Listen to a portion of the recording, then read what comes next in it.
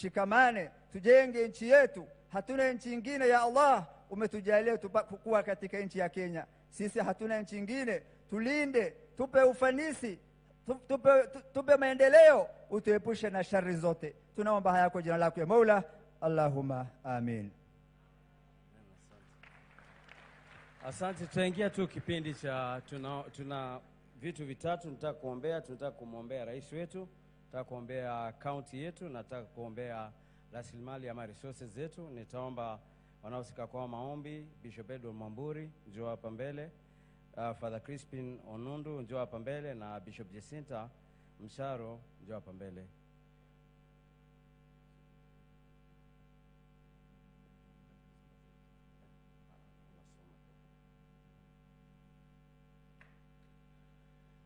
Tunaenda kuomba kwa ajili ya rais,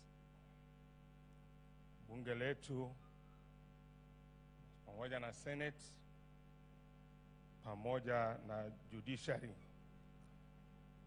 Ombi linatoka katika kitabu cha Nyakati wa kwanza mlango wa kwanza kile kifungu cha 10, vile Suleiman alipoenda kuomba akaomba hekima. Tuombe. Ewe Mwenyezi Mungu, muumba mbingu na dunia, tumekusanyika hapa mbele za uso wako ili kukuomba kulingana na neno lako katika hii nchi yetu tukufu ya Kenya. Tuishi kwa amani na utulivu kulingana na mpango wako. Tunaomba na kushukuru kwa ajili ya rais wetu Mheshimiwa Daktari William Ruto anapofanya kazi yake ya kuiongoza nchi yetu. Umpe hekima kama ile uliompa Mfalme Suleimani. Anapofanya maamuzi kwa ajili ya nchi, anahitaji uguso na msaada utokao kwako.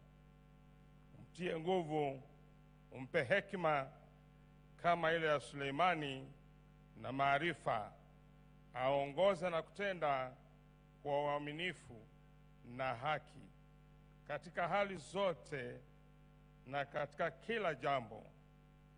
Tena Bwana, tunakuomba umbariki na kumtia nguvu Mheshimiwa Naibu wa Rais Rigathi Gachagua, akusikie wewe Mungu wa kweli wala sio mwanadamu. Mpe uwezo wa kusimama pamoja na rais wetu katika kuiongoza nchi hii. Awe na amani na wema na imani. Mpe nguvu ya kushirikiana na rais wetu. Ewe Mungu wetu na Bwana wetu, umbariki, umtie nguvu Mheshimiwa Waziri Mkuu Musalia Mudavadi anapotekeleza wadhifa wake wa kusimamia na kuongoza mawaziri katika wizara mbalimbali na makatibu wakuu serikalini.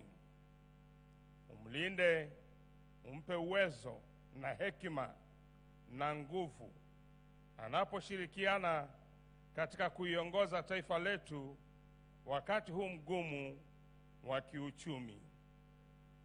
Tunakumbuka bunge letu la kitaifa na wabunge wote wakiongozwa na spika wetu Mheshimiwa Moses Wetangula na kiongozi wa walio wengi bungeni Mheshimiwa Kimani Ichung'wah.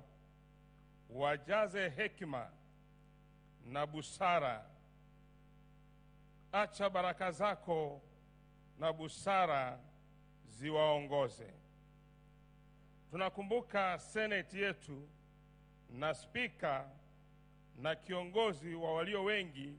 Uwajaze hekima yako wanapotekeleza miswada mbalimbali muhimu katika nchi yetu ya Kenya. Mwisho, tunaiweka mahakama yetu mikononi mwako. Wanapotekeleza mambo yote yanayohusiana na wajibu wao, wape hekima na maarifa na busara katika maamuzi yote wanayotoa kuhusiana na ufisadi na kesi za maadili na uadilifu na ardhi. Mungu Baba, wewe ni Mungu wa haki na hauna upendeleo.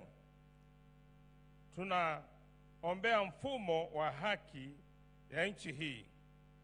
Mungu, wewe ni wa haki na wa rehema. Ipe serikali yetu kudumisha amani na haki na amani katika nchi yetu ya Kenya tunayoipenda. Kwani tumeomba haya machache tukiamini kwamba unasikia na unajibu, unatenda, katika jina la Baba na la Mwana na la Roho Mtakatifu, na kanisa tuseme amen. Asanteni.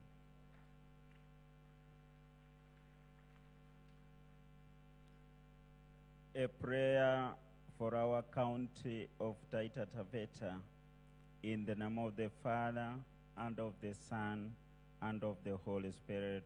Amen. Almighty ever-living God, we come to you with a humble heart, seeking for your presence in this Thanksgiving prayer day. With your able hands, praise our Governor, Andrew Mwadime of Taita Taveta County, our MCAs, our county ministers, our civil servants, and all our citizens. O God our Father, send us the Holy Spirit, O Lord, from heaven, so that we can foster unity, peace, cooperation, love to our count of Taita Taveta, and our beloved country of the Republic of Kenya. In Swahili. Mwenyezi Mungu wa milele, tumekuja mbele yako tukinyenyekea. Tunaomba baraka na neema zako katika sikukuu ya leo ya maombi, kwa ajili ya kumbariki gavana wetu, ma-MCAs wetu, waheshimiwa wetu, na viongozi wote wa serikali na wananchi wote wa Kenya. Tunakuja Mungu mbele yako tukiomba Roho Mtakatifu kutoka mbinguni, ili tuweze kuwa na umoja, tuweze kuwa na amani, tuweze kuwa na ushirikiano na upendo katika Taita Taveta County na nchi ya Jamhuri ya Kenya. Tunaomba hayo kwa njia ya Bwana wetu Yesu Kristo mwanao, anayeishi na kutawala katika umoja wa Roho Mtakatifu, Mungu daima na milele. Amina.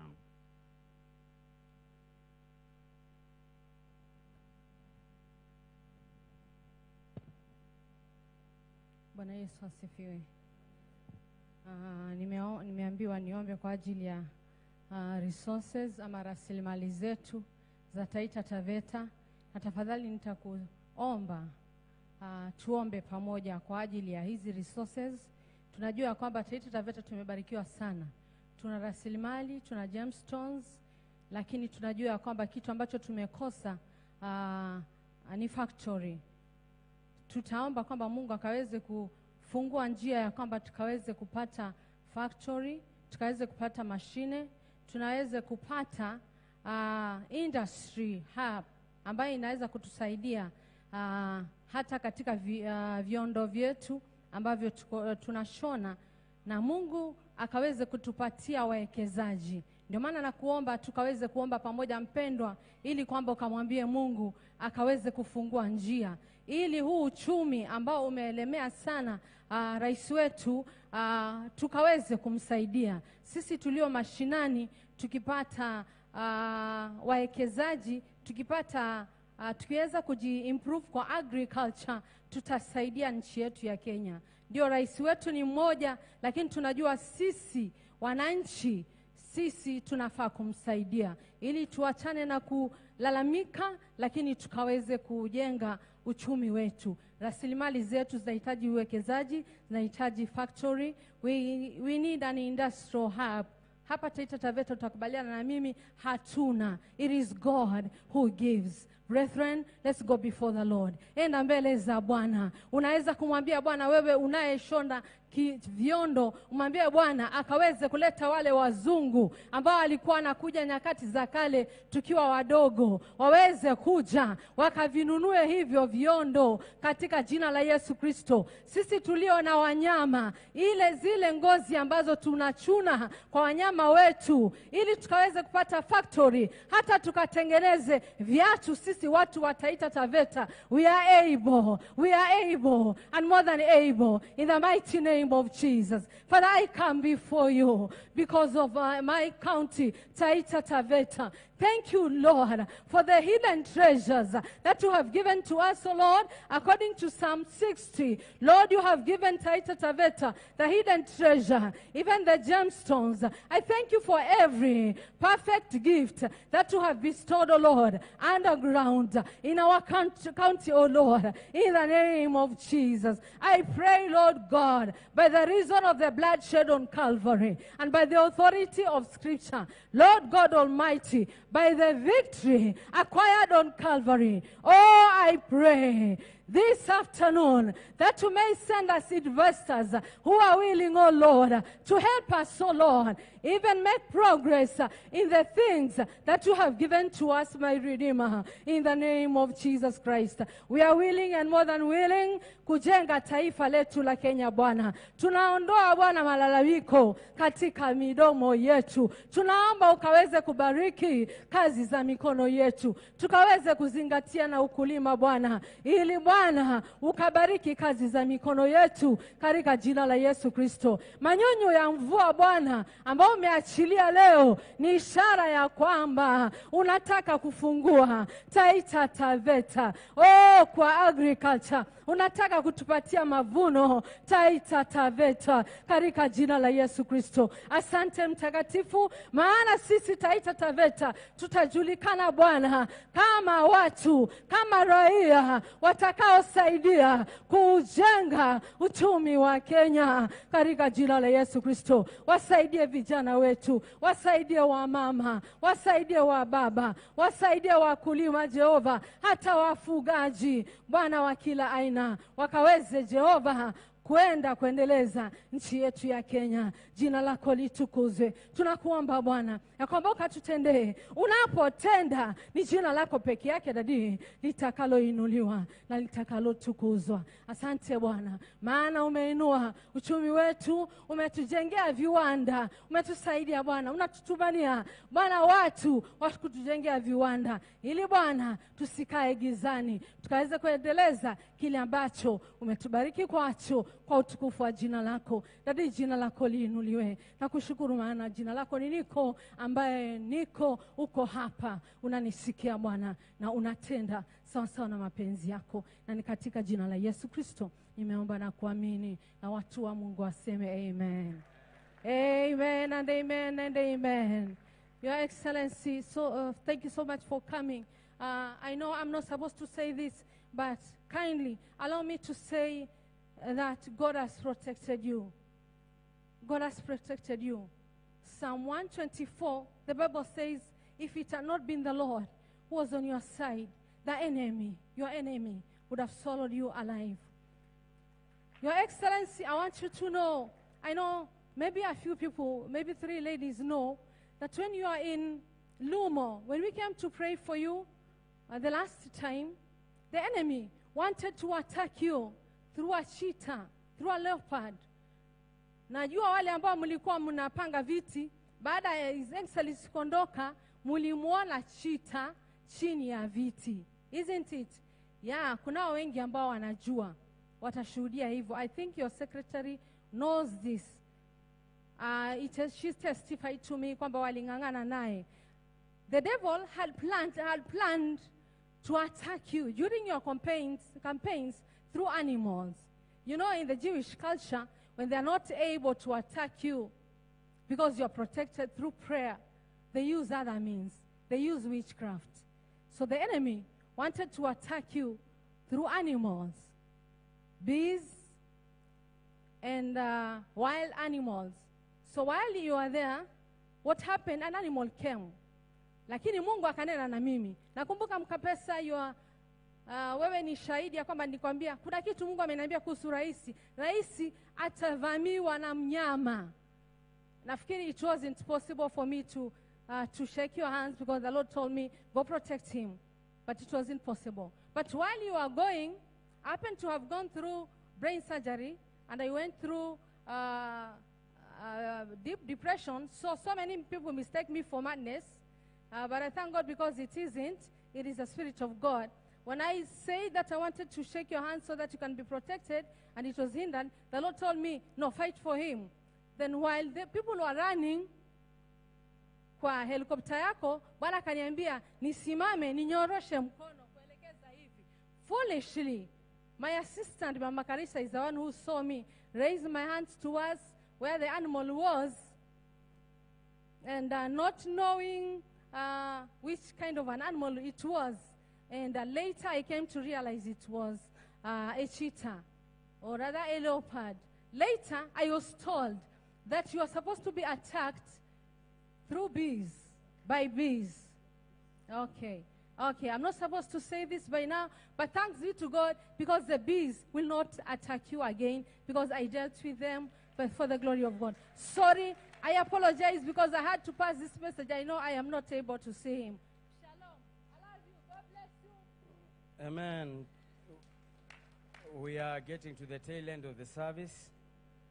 Tunaenda kumaliza ibada, na kawaida ibada tunatoa sadaka zetu.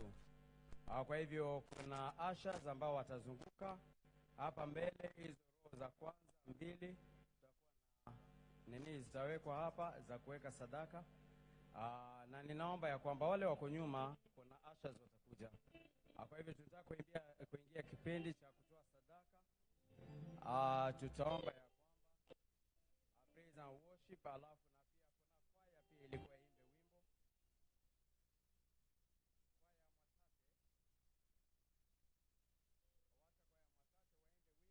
Wacha kwaya machache waimbe wimbo, alafu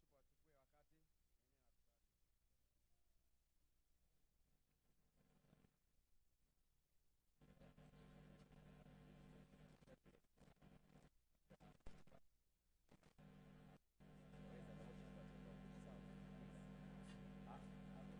worship wachukue wakati. Sawa, wanasema worship team peke yake. Tafadhali. Roho ya kwanza peke yake ndio atalete nini zao hapa. Wale wengine wote roho ya pili na nyuma mtahudumiwa mahali mlipo.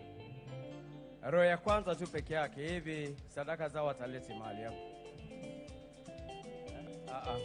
Hapa kuna mtu ambaye anakusanya sadaka hapa. Cha kutumaini sina ila damu yake Bwana. Kuna namba ya simu mahali pale. Wale ambao wanatuma kwa simu watatuma mahali pale kwa ile namba. Ni chairman organizing committee ambaye ni mimi, David Mwakazi ndio jina litatokea. Kwa hivyo kama unatuma kwa M-Pesa unaweza tuma kwa ile namba. Asante. Praise and worship. Cha kutumaini sina ila damu yake Bwana. Sina wema wa kutosha, dhambi zangu kuzini kwake Yesu. Simama, ndiye mwamba, salama kwake Yesu. Nasimama, ndiye mwamba, salama kwake Yesu. Nasimama, ndiye mwamba, salama. Njia yangu iwe ndefu, yeye hunipa wokovu. Mawimbi yakinipiga, nguvu zake ndizo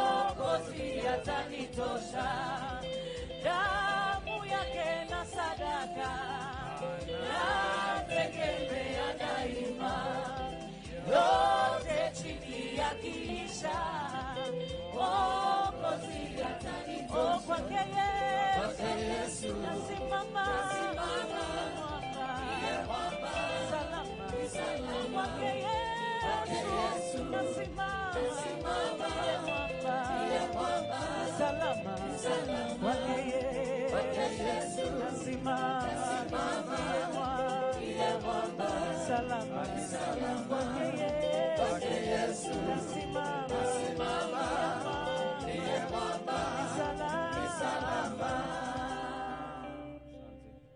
Tamuita Askofu Donai Sindano ili ya kwamba akapate akuombea sadaka.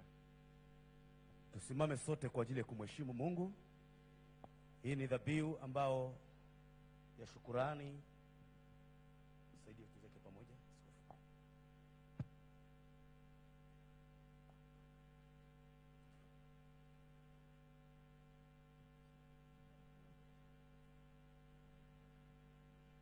Baba wetu na Mungu wetu, katika jina la Yesu tunakushukuru, tunasema asante kwa sababu ya sadaka hizi ambao Bwana tumetoa mbele zako. Ni shukurani kwa sababu ya matendo makuu na wema wako ambao umetutendea. Umesema Bwana katika neno lako, atoae dhabihu za kushukuru ndiye anayekuabudu, naye utamuonyesha wokovu wako. Bwana Yesu, asubuhi ya leo na mchana wa leo, kama watu wako wa Taita Taveta, tukiungana pamoja Bwana gavana wetu, tukiungana Bwana His Excellency our President wa Kenya Samuel Ruto, Bwana tukizileta dhabihu za kushukuru mbele zako, naomba Mungu wa Ibrahimu, Isaka na Yakobo, Bwana kwa dhabihu hizi macho yako yakafumbuke na hata kuponya Taita Taveta, hata kuponya nchi ya Kenya, kwa sababu wewe ni Mungu mwaminifu. Umesema tukikutolea dhabihu za kushukuru tukuite wakati wa mateso, nawe utatuokoa. Bwana wa majeshi, Mungu wetu na Baba wetu, sadaka hizi na ziwe manukato kwako, na Bwana zikalete uzima na uponyaji. Masikio yako yakafunguke na kusikia kilio chetu, na ukatuponye kwa ajili ya rehema zako. Sante Bwana, ukatubariki. Bariki nchi ya Kenya, bariki Taita Taveta, bariki viongozi wetu na bariki wananchi wa Kenya. Katika jina la Baba, Mwana na Roho Mtakatifu meomba tukishukuru. Amen. Tunaweza kukaa, tunaweza kuketi. Tunaenda kumaliza ibada yetu.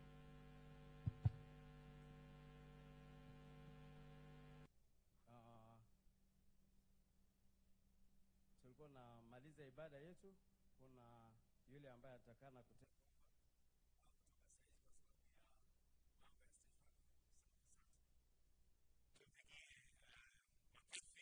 pia wachungaji. Asanteni sana Mheshimiwa Rais.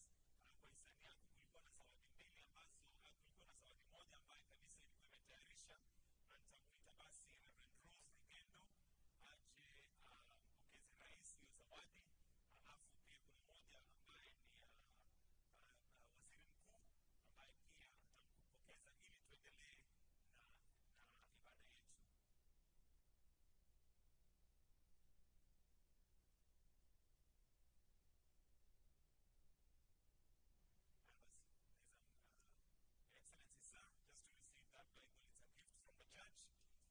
Tumpigie makofi. Asante sana.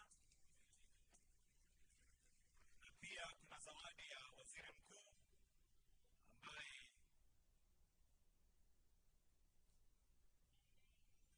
pia ya waziri mkuu. Alafu tutapatiwa wimbo na kwaya, tuimbe dakika moja ili tuende nafasi hiyo ingine tusikie kutoka viongozi mbalimbali ambao wamefika hapa. Kwa hivyo tukiwa tumesimama vile, tutakuwa na kwaya tupatie wimbo, alafu tutaendelea.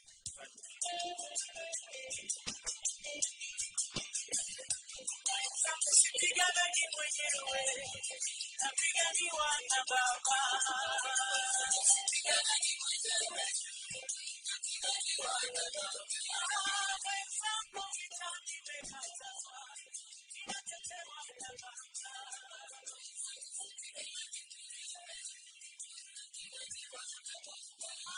Wenzangu sijitetei, ninatetewa na Baba.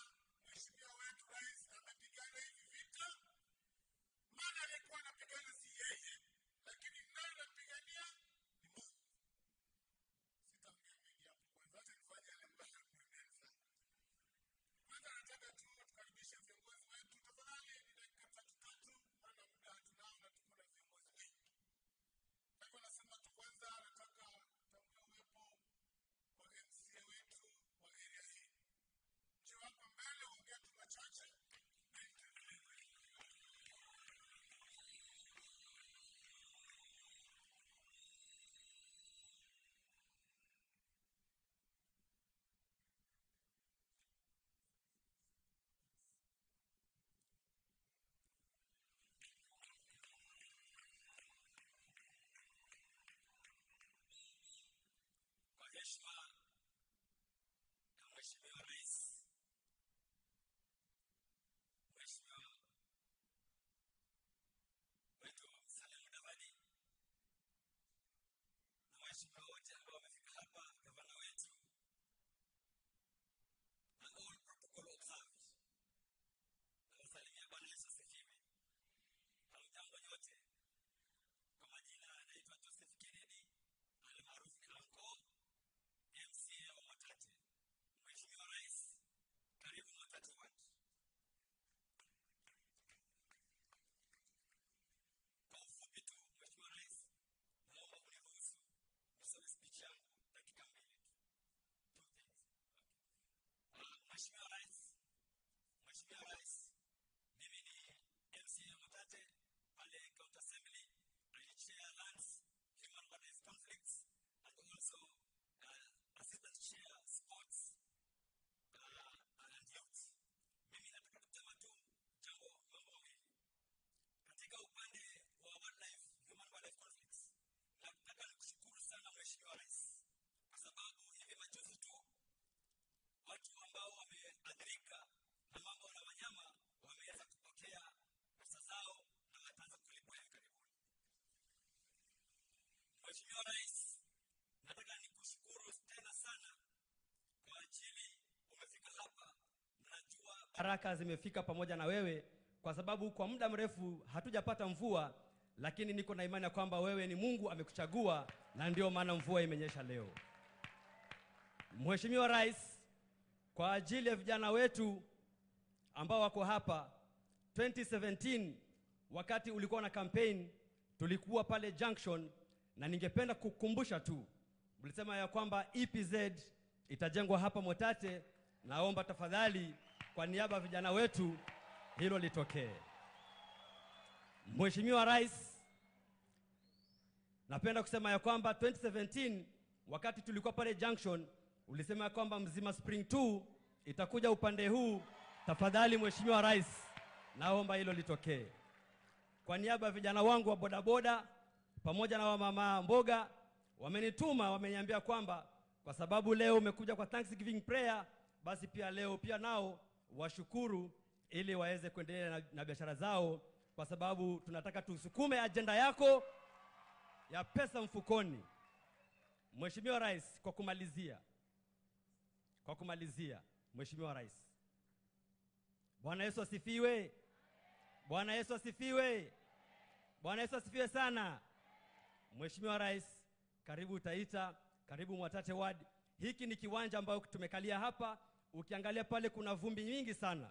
Familia ya Riligonga wameniomba kwa unyenyekevu, Mheshimiwa Rais, hii kiwanja uitengeneze, ututafutie pesa iwe stadium ya kuaminika ya kimataifa. Asante sana Mheshimiwa Rais, Mungu akubariki sana.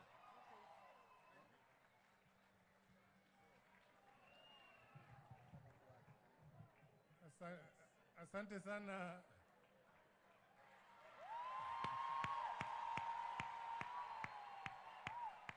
Haya, asante sana MCA wetu. Nafikiri tutakuwa tumetenda haki tusipomkaribisha mwanamke pekee ambaye ni MCA hapa kwetu na amechaguliwa kwa tikiti ya UDA. Aje aongee tu machache tu.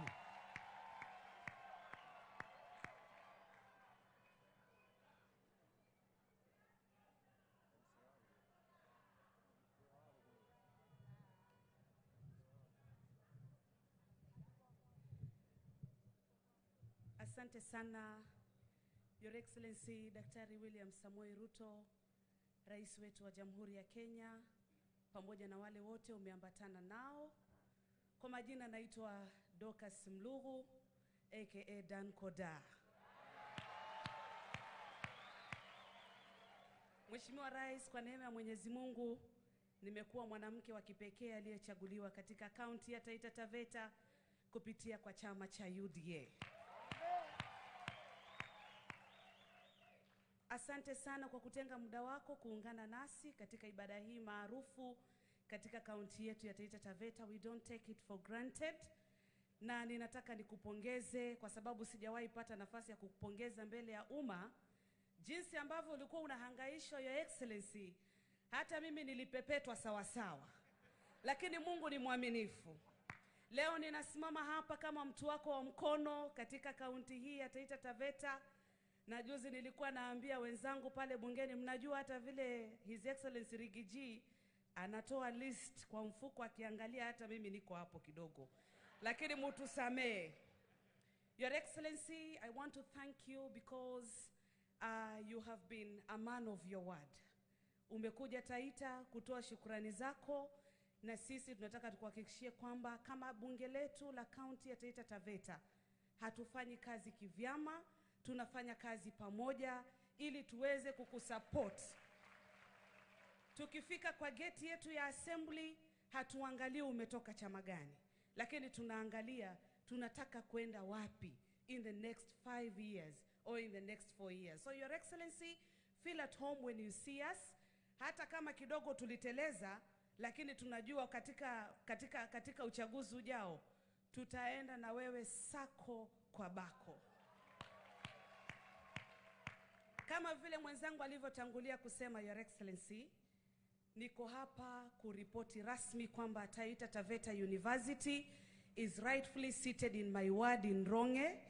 Na Mheshimiwa Rais, ninaomba kwa unyenyekevu sana ya kwamba university yetu ni kama gold katika mioyo yetu katika kaunti yetu ya Taita Taveta. Na yale ambayo yanakumba ile university, exchequer ambayo inatoka kwa national government ni kidogo. Lakini tunakuomba Mheshimiwa Rais kwamba uweze kuiangazia university ile, because we don't have any other university in the county apart from Taita Taveta University. Na tangu 2019 hawajawahi kuwa na kansela ambaye ana represent kansoli yao. Kwa hivyo wamelituma kwa unyenyekevu, Your Excellency, kwamba ikiwezekana, tunajua you are a busy man, lakini kama itawezekana, wewe mwenyewe uwe kansela wetu katika university yetu ya Taita Taveta. Ukikubali, Your Excellency, nitasikia vizuri sana, hata nitalala na viatu leo. Kwa hivyo nitafurahi sana. Your Excellency, jambo la pili kuhusiana na hiyo university, tunaomba kwamba kuwe na line ambayo inatoka Mzima iende university straight away, ili wasiweze kupata maji kutoka Mwamsha. Manake Mwamsha inazidi kusumbua watu wa Kigombo na watu wa Mrabeni hawapati maji, because lazima maji yaende shuleni kwanza. So tunaomba kwamba tupate line kutoka Mzima iingie Taita Taveta University, ili hiyo shule ama hiyo university isiwe na matatizo ya maji. La tatu, Mheshimiwa Rais, katika wodi yangu ya Ronge we have been facing injustices kwa sababu ya walimu wetu hawana hardship allowance. Wameteseka muda mrefu. Transfers zikikuja Ronge, walimu wanakataa kufundisha Ronge kwa sababu ya matatizo kama hayo. Ikiwa itawezekana, Mheshimiwa Rais, naomba uliangazie swala la hardship allowance kwa undani kabisa, na si Ronge peke yake. Pia kuna zile ward zingine ambapo ninajua bado watu wanateseka, hawajaweza kupata hardship allowance. Na mimi ni mtoto wa mwalimu. I understand what teachers go through. Ninakuomba Mheshimiwa Rais, uangalie hilo swala kwa undani.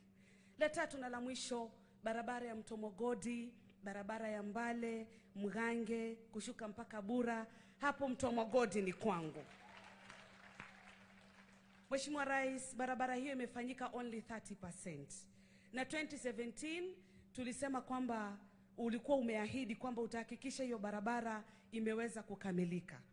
Sasa tulikuombea, na wewe ni rais, naomba utuangalie with beautiful eyes, ili tuweze kupata barabara yetu hiyo na zingine kadha wa kadha.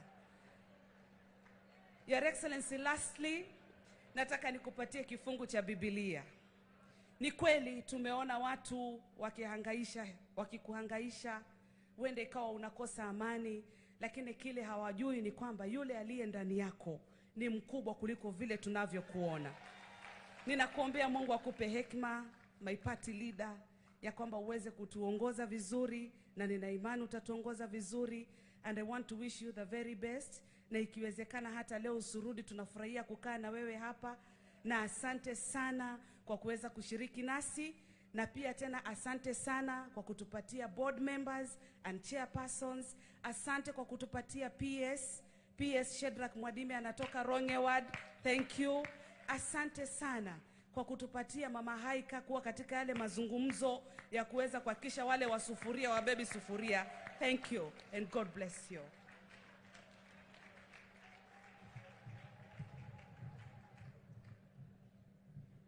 Asante sana Iron Lady. Nafikiri linalofuatia, naomba tu MCA zote tuamke tukaweze just kuwave kusudi Mheshimiwa Rais aweze kuwatambua. MCAs tafadhali.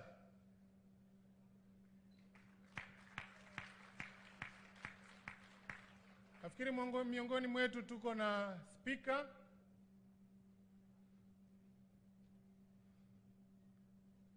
Nafikiri anaweza salimia dakika moja kwa ruhusa yako, Your Excellency.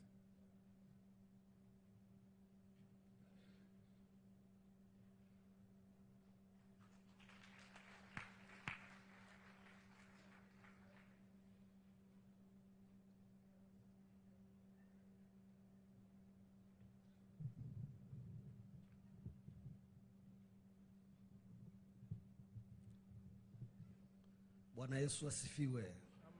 Asifiwe tena. Mheshimiwa Rais William Samoei Ruto, the Prime Minister, Waziri ndugu yetu Mvurya, wabunge waliofika hapa siku ya leo, church ministers, all protocols observed. Ningependa kuchukua nafasi hii Mheshimiwa Rais kukushukuru kwa kubali kuja Taita ili tuweze kuwa na maombi na tuombee taifa letu. Mimi nashangaa, nasema jamaa nipatia dakika moja, hajui kwamba mimi ndio rafiki yako wa dhati Taita Taveta. Amesahau sisi ndio tulikuwa tunauza URP hapa wakati ilikuwa ngumu zaidi.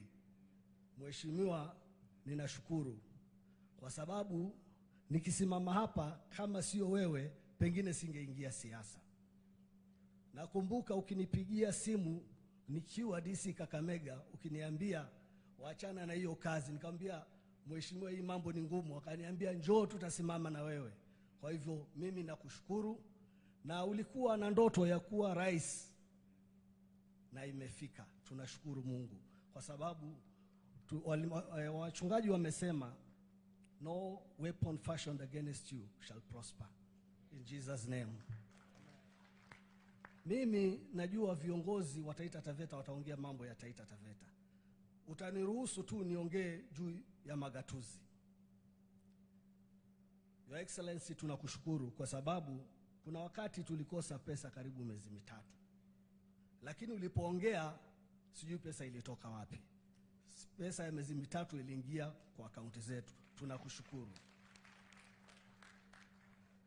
Tunataka kuhakikishia kwamba tutakuza ugatuzi. Huwa tunakutana speakers wote na MCAs na tumesema kwamba tutasimama kidete nyuma yako kuhakikisha tumeweza malengo ya county governments yameweza kufikiwa. Kitu kingine cha mwisho pengine ningependa kusema ni kwamba tukiwa katika vile vikao huwa wanaongea kitu kimoja about financial autonomy. Tumeona hata waziri anaweza kukuambia zamani the second county assemblies zilikuwa na changamoto kwa sababu tulisoma kwamba kuna magavana wengine, hatujaona kwa sasa, lakini magavana wengine walikuwa pesa ikija wanajua hawa jamaa out assemblies ndio wanatakana kufanya oversight. Sasa wanajua kwamba tukikanyagia hizi pesa hakuna oversight itafanyika. That has been the source of conflict in most county assemblies in this country. The moment that is solved, that will be the end of conflicts in the local authorities. Na kwa sababu nilipatiwa dakika moja, sitaki kusema mengi, ninakukaribisha Taita Taveta County, uwe ukirudi kwa sababu this is your second home. Welcome, Your Excellency.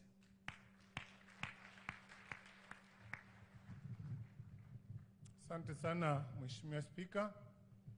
Nafikiri wakati huu tutamkaribisha mjumbe wa Taveta ambaye ni ndugu yangu Bwire.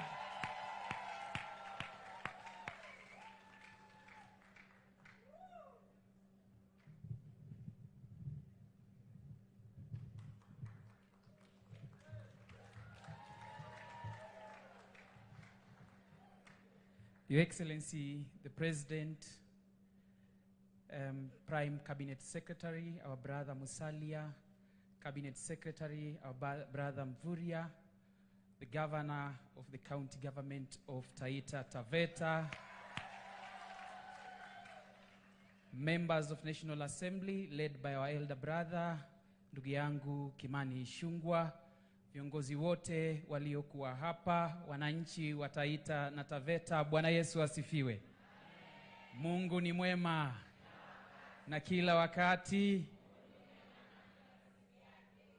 Amen. Your Excellency, mimi nitaomba kwa heshima yako niongee mambo matatu peke yake. Na la kwanza, Your Excellency, I remember like yesterday, 24th of August 2021, when you visited Taveta wakati tulikuwa tunamsindikiza ndugu yetu Mheshimiwa Sagurani. I remember vividly, kwa sababu nilikuwa nimeletwa na ndugu yangu Engineer Ruto na dada yangu Haika kuja kukusalimia hiyo siku kwa mara ya kwanza.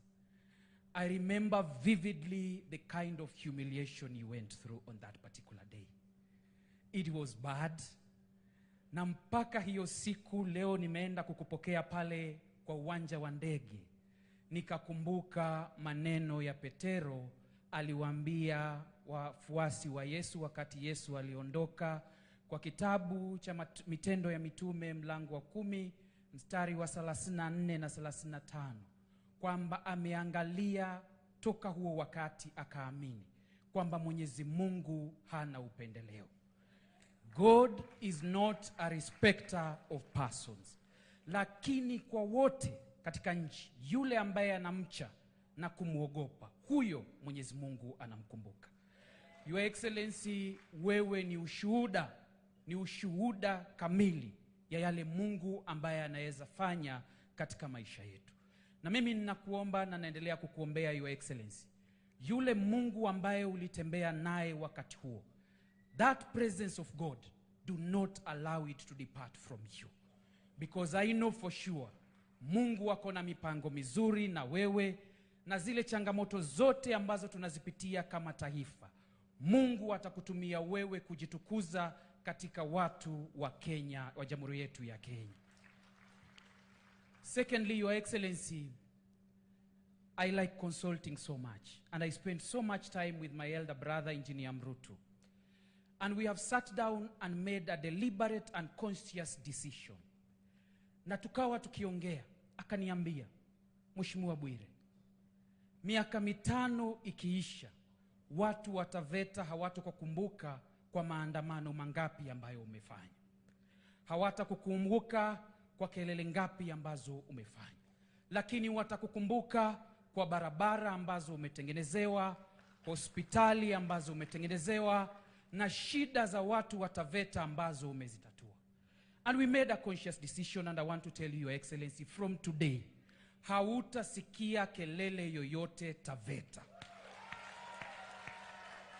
And I want to assure you, Your Excellency, kama kuna chochote kibaya ulisikia kutoka Taveta kwa hizo siku za nyuma ambazo zimepita, on behalf of the people of Taita Taveta, and on behalf of my people of Taveta, I want to ask you for forgiveness, and I want to assure you, Your Excellency, that I will walk with you.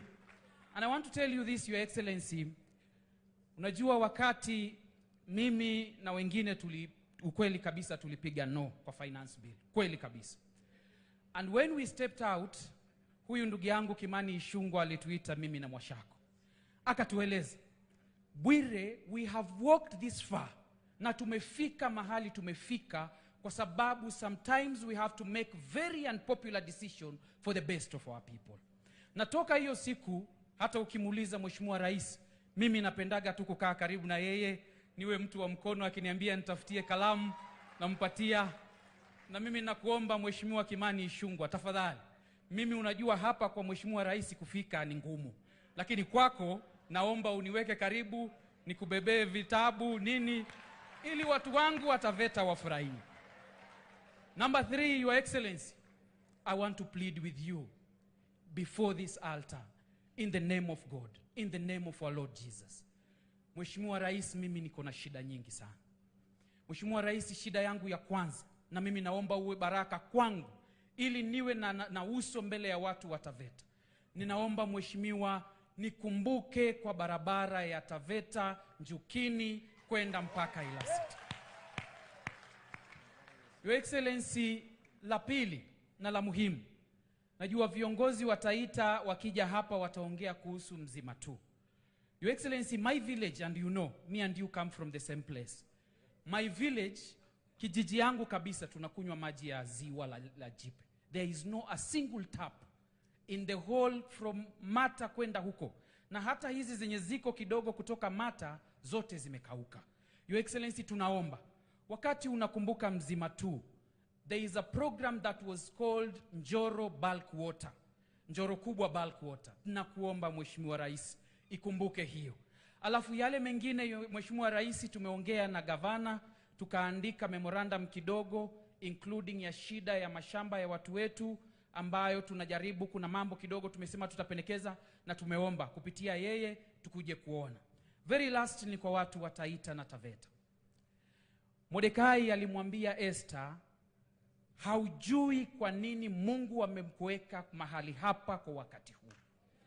Mwenyezi Mungu amemweka Mheshimiwa William Samoei Ruto kwa wakati huu, tena wakati ambaye ni mkaazi wa Taita na Taveta, tena wakati ambaye ni mkaazi wa Taveta. Mimi ninawaomba kwa heshima, jamani, mturuhusu sisi viongozi wenyu tuketi na raisi, tuwe baraka kwenu. The Bible says that God is the God of seasons and times.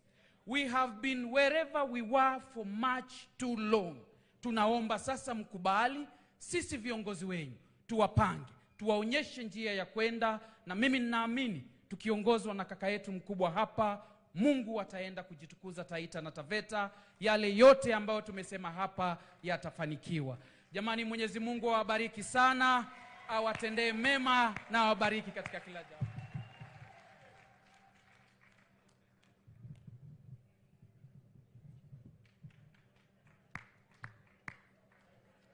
Asante sana ndugu yetu Bwire. Nafikiri tunakushukuru sana Mheshimiwa Rais kwa ujio wako. Maana kupitia kwako wengine wamemwona Yesu. Bwire ameokoka leo. Kwa hivyo hilo ni jambo la kumshukuru Mungu.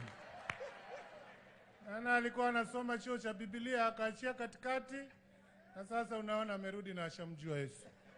Asante sana kwa hiyo. Nafikiri tutamkaribisha sasa ndugu yetu mdogo kutoka Undanyi, naye atusalimie.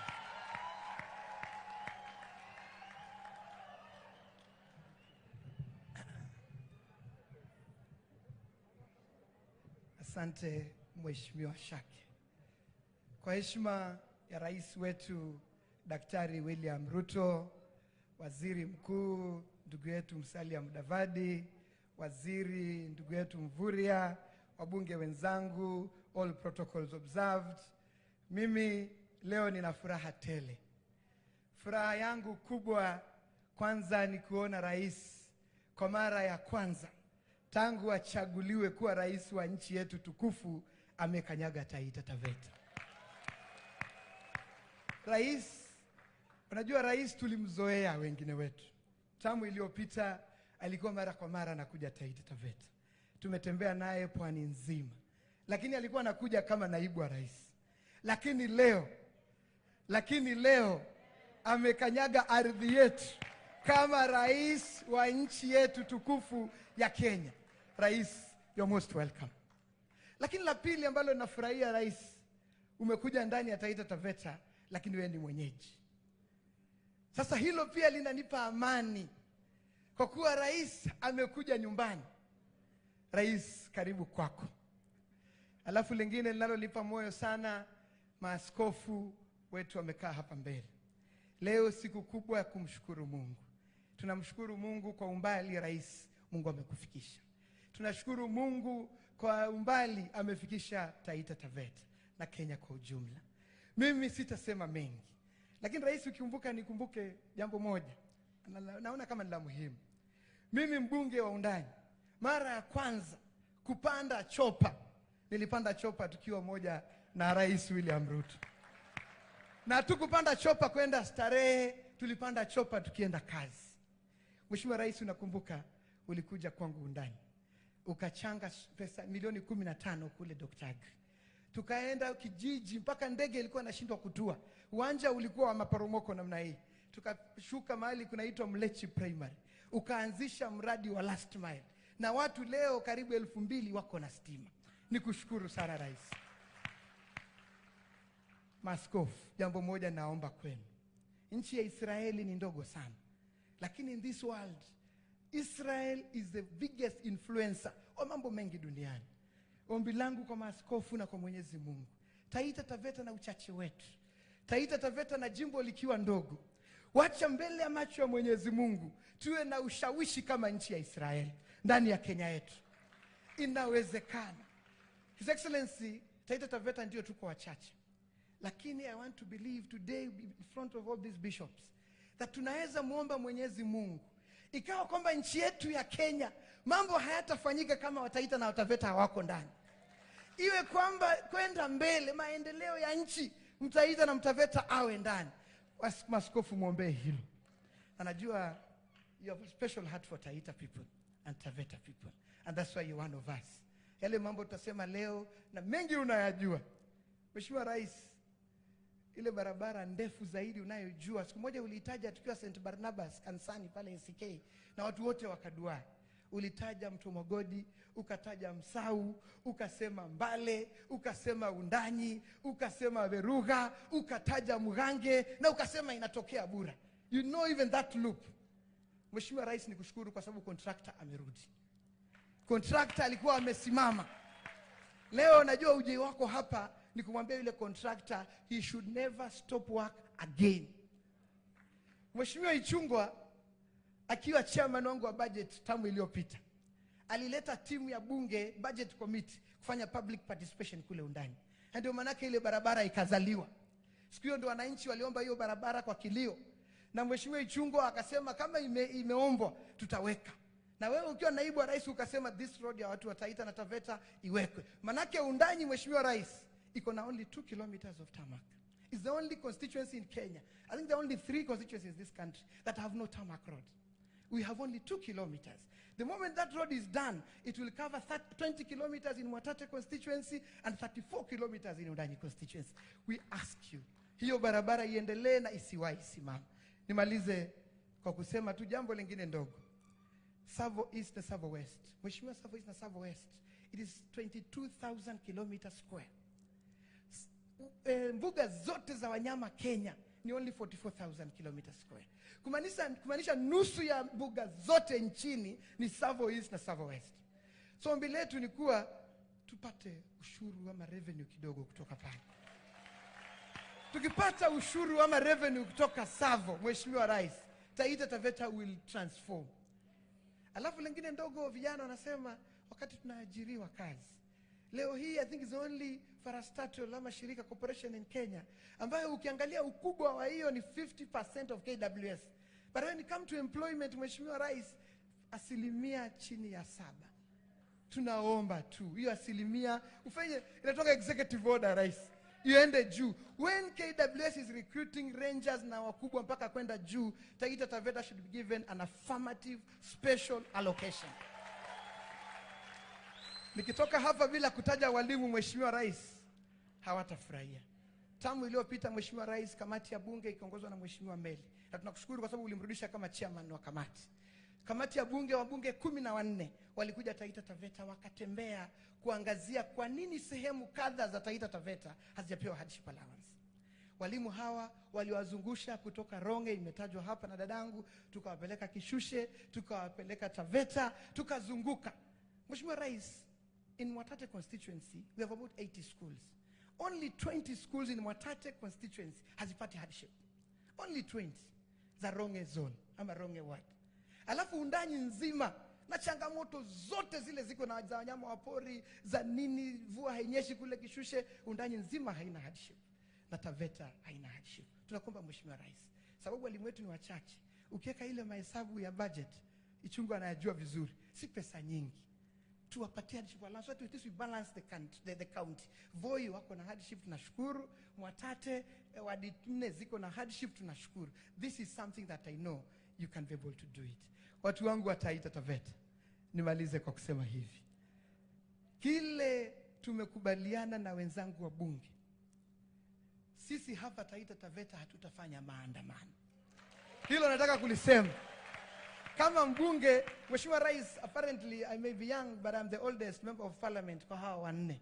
So mimi ni mzee wao, because they're serving their first term. Sasa, maandamano hatutafanya. I want to say it categorically. Wengi wamenipigia simu, Mheshimiwa, mbona uendi maandamano? Mbona ufanye hili? But I've told them, with their few numbers. Mheshimiwa Rais, sisi tunamjua Mungu sana. Mimi mwenyewe born again, nimeokoka. Hawa maaskofu wanatuombea usiku na mchana. Majority of them have been our advisors. Wanatuambia nyenyekeeni kwa rais, ili barabara yetu ishe, mzima ifanyike, mambo yasonge. Sasa Mheshimiwa Rais, mimi nikienda maandamano alafu ni rafiki yako nimeenda maandamano, sitaleta aibu. So I want to assure you, we've agreed with my colleagues, members of parliament, that hapo hatuko. But kile tutaomba tu ni kwamba wakati unatuangalia kwa macho ya huruma, wakati unatembea kwingine kote, usisahau watu wa Taita Taveta. Kwa hayo mengi, I thank you most sincerely. Asanteni watu wangu wa Taita Taveta.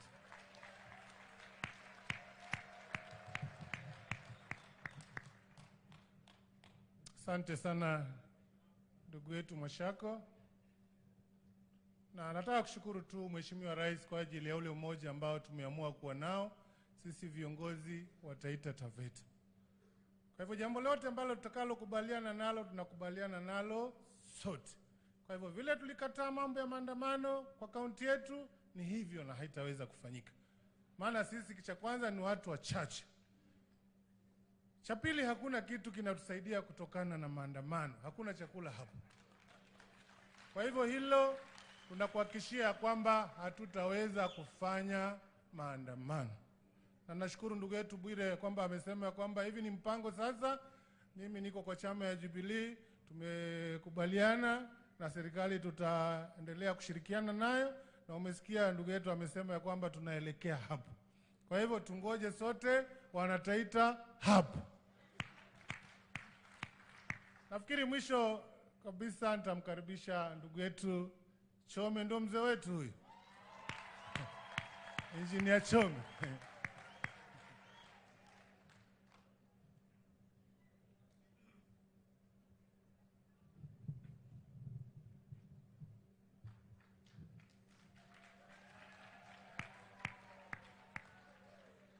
Bwana Yesu asifiwe. Tumsifu Yesu Kristo. Assalamu alaikum. Mheshimiwa Rais, Mheshimiwa Prime Cabinet Secretary, Waziri ndugu yetu Mvurya, Gavana wa Taita Taveta Andrew Mwadime wa kujaa, viongozi wa bunge la kitaifa akiwepo naibu wa spika wetu, kiongozi walio wengi na wabunge walioko hapa, hamjambo. Hamjambo tena. Mheshimiwa Rais, kwa kuokoa wakati sitarudia yaliyozungumzwa na wenzangu, lakini ndugu yangu mdogo Mwashako amesema kule bungeni yeye yuko mbele, lakini katika Taita Taveta mimi ndio mkongwe wao wa siasa. Mheshimiwa, nimekwenda bunge juzi, lakini nimeanza siasa kabla ya gavana. Sioni yule ambaye tulikuwa naye siasa. Hata aliyekuwa gavana Ruto nilianza siasa kabla yeye. Nilianza 97, nimekaa miaka 25, na kwa mapenzi ya Mwenyezi Mungu nashukuru leo niko hapa. Na Mheshimiwa Rais tumetembea naye tangu tukiwa KANU.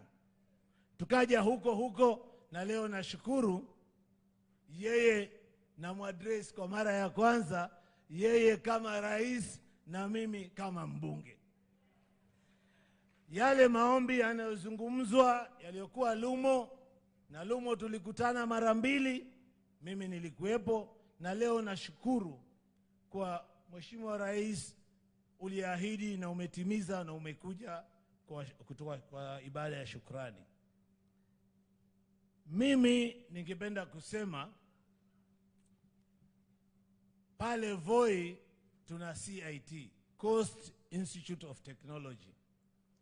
For a longest time there have been a discussion about making it a national polytechnic. The matter has gone on very slowly. Na tunajua katika mipango yetu ya Taita Taveta, Voi ndio mji ambao tulikuwa tumeweka kwa mambo ya elimu. Hii university unasikia iko Ronge, iko kilomita 3-4 kutoka Voi. Kwa hivyo tunaomba Mheshimiwa Rais, ile CIT upgrading yake ifuatiliwe ili tuweze kupata National Polytechnic, na board ya CIT pamoja na vijana wamesema ni kuombe hilo. Na kama najua vile ambavyo unapenda kukuza vipaji ya vijana, skills development for the youth, that will be a very, very big driver of that agenda. University imetajwa, na mimi ningependa kurudia, kwa sababu university kuna community. The community kubwa ya university ni watu wa Mbololo ward, na pale shida kubwa ambayo ina drive enrollment kwenda chini ni kuwa hakuna maji ya kutosha. So this dedicated line which is being proposed right now from the existing Mzima, and the estimate is there. Mheshimiwa Rais, tumekuwa na vikao kama wabunge wote, viongozi wote wa Taita na Taveta pamoja na governor, na hilo ni jambo ambalo ningependa niliseme mbele yako. Nataka kushukuru, tumelipwa pesa za fidia wale wameharibiwa wanyama wameharibu mifugo yao na mashamba yao. Na pia nashukuru KWS inajenga barabara ya lami, lakini inakwenda polepole, ni barabara fupi iko ndani ya mji. Mheshimiwa, iengezewe hela imalizike. Iko barabara ya kwenda CIT ni mita 870, na tulifanya public participation, tukaahidi wananchi.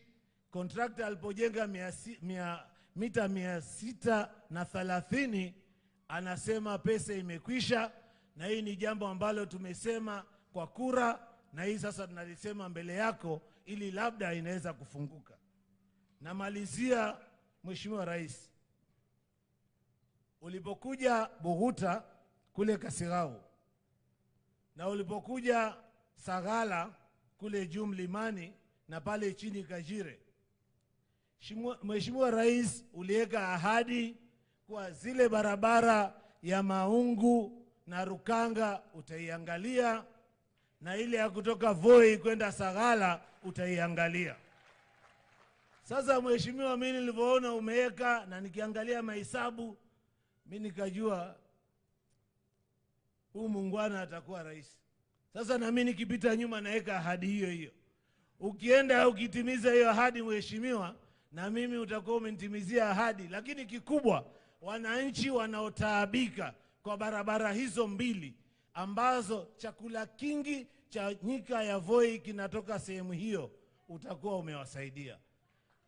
Namaliza nikisema hawa wenzangu tumesema tutatembea pamoja kama viongozi wa Taita.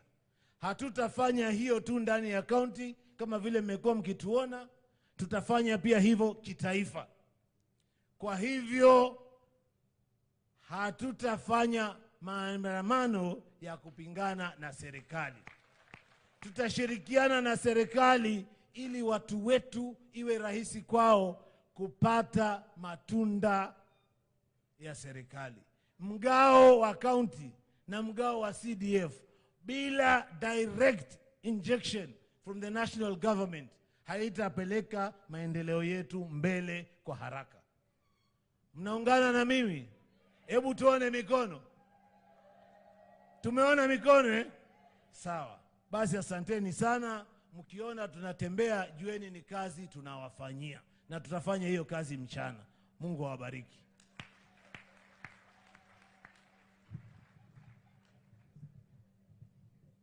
Asante sana ndugu yangu Chome. Basi na mimi nitaongea tu machache, Mheshimiwa Rais, kwa ajili ya Mwatate yetu.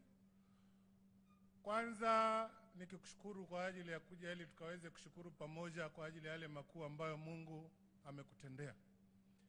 La pili, sisi pia tuko na sababu ya kukushukuru kwa sababu ya kutuchukulia kijana wetu mmoja Shadrack Mwadime kama PS kwa serikali. Hilo ni jambo la kushukuru Mungu kweli kweli. Na tunaomba kupatikana yote pia, kama tutapata mwingine tutashukuru pia. Lingine, Mheshimiwa Rais, nataka kusema ni kuhusiana na vijana wetu wa Mwatate. Ninafikiri nilipata kipindi kifupi cha kuongea na wewe kuhusiana na mambo ya madini ambayo ndio rasilimali Mungu ametupatia hasa kwa kaunti yetu hii ya Taita na Taveta. Mwatate ikiwa imebeba rasilimali hiyo kwa wingi. Na nafikiri tukawa tunashauriana na wewe ya kwamba ikiwezekana, Mheshimiwa Rais, kwa ajili ya kazi wanayofanya pale, basi serikali ipate kutoa mkono, itushike mkono kwa njia ya kutupatia equipments. Maana madini tuko nayo kwa wingi, lakini vijana wanatabika maana hawana uwezo wa kuyafikia kwa haraka. Lakini tutakapopata push ya serikali tukapata equipments, tunakuhakikishia Mheshimiwa kwamba Mwatate yetu itabadilika, na sisi pia tutasaidiana na wewe kujenga uchumi wa Kenya pamoja. Na nikisema hivyo ni kwamba stima hapa kwetu Taita, zaidi nikizingatia Mwatate is almost below 40% wale ambao wamefikiwa na stima. Na Mheshimiwa Rais, tukiweza kusukuma stima mpaka huko kwa mining zones, ninafikiri hilo litasaidia vijana wetu zaidi. Kwa hivyo kwa mambo ya stima nanyenyekea kwako Mheshimiwa Rais, nikiomba ujaribu kutuangalia sana kwa hilo. Lingine ni kufuatia mambo ya madini. Mheshimiwa Rais, tuko na madini mengi hapo kwa National Park. Na la kusikitisha ni kwamba tuko na familia chache tu ndo zimepewa ruhusa ya kuchimba madini huko ndani. Na hapa nje tuko na vijana wengi zaidi ambao wamekosa ajira. Kwa hivyo tunaomba kama inawezekana, Mheshimiwa Rais, huo mlango ufunguliwe ili vijana hao ambao wanatatizika hapa wakaweze kuingia hapo ndani wachimbe madini.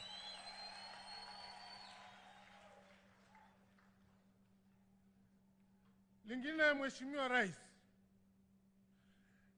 linahusiana na barabara yetu ya kutoka Dembwa kupanda Marigold, ambapo ninaamini ya kwamba ulienda ukafanya mchango wakati mwingine pale kwenda mpaka huko juu. Tuko na Kenya Forestry Research Institute. Hiyo barabara sasa hii imekuwa na shida, kila wakati mvua inaponyesha basi inaporomoka. Na hiyo barabara pia ndio inaenda kwa chuo chetu cha Taveta ambacho tuko nacho hapa.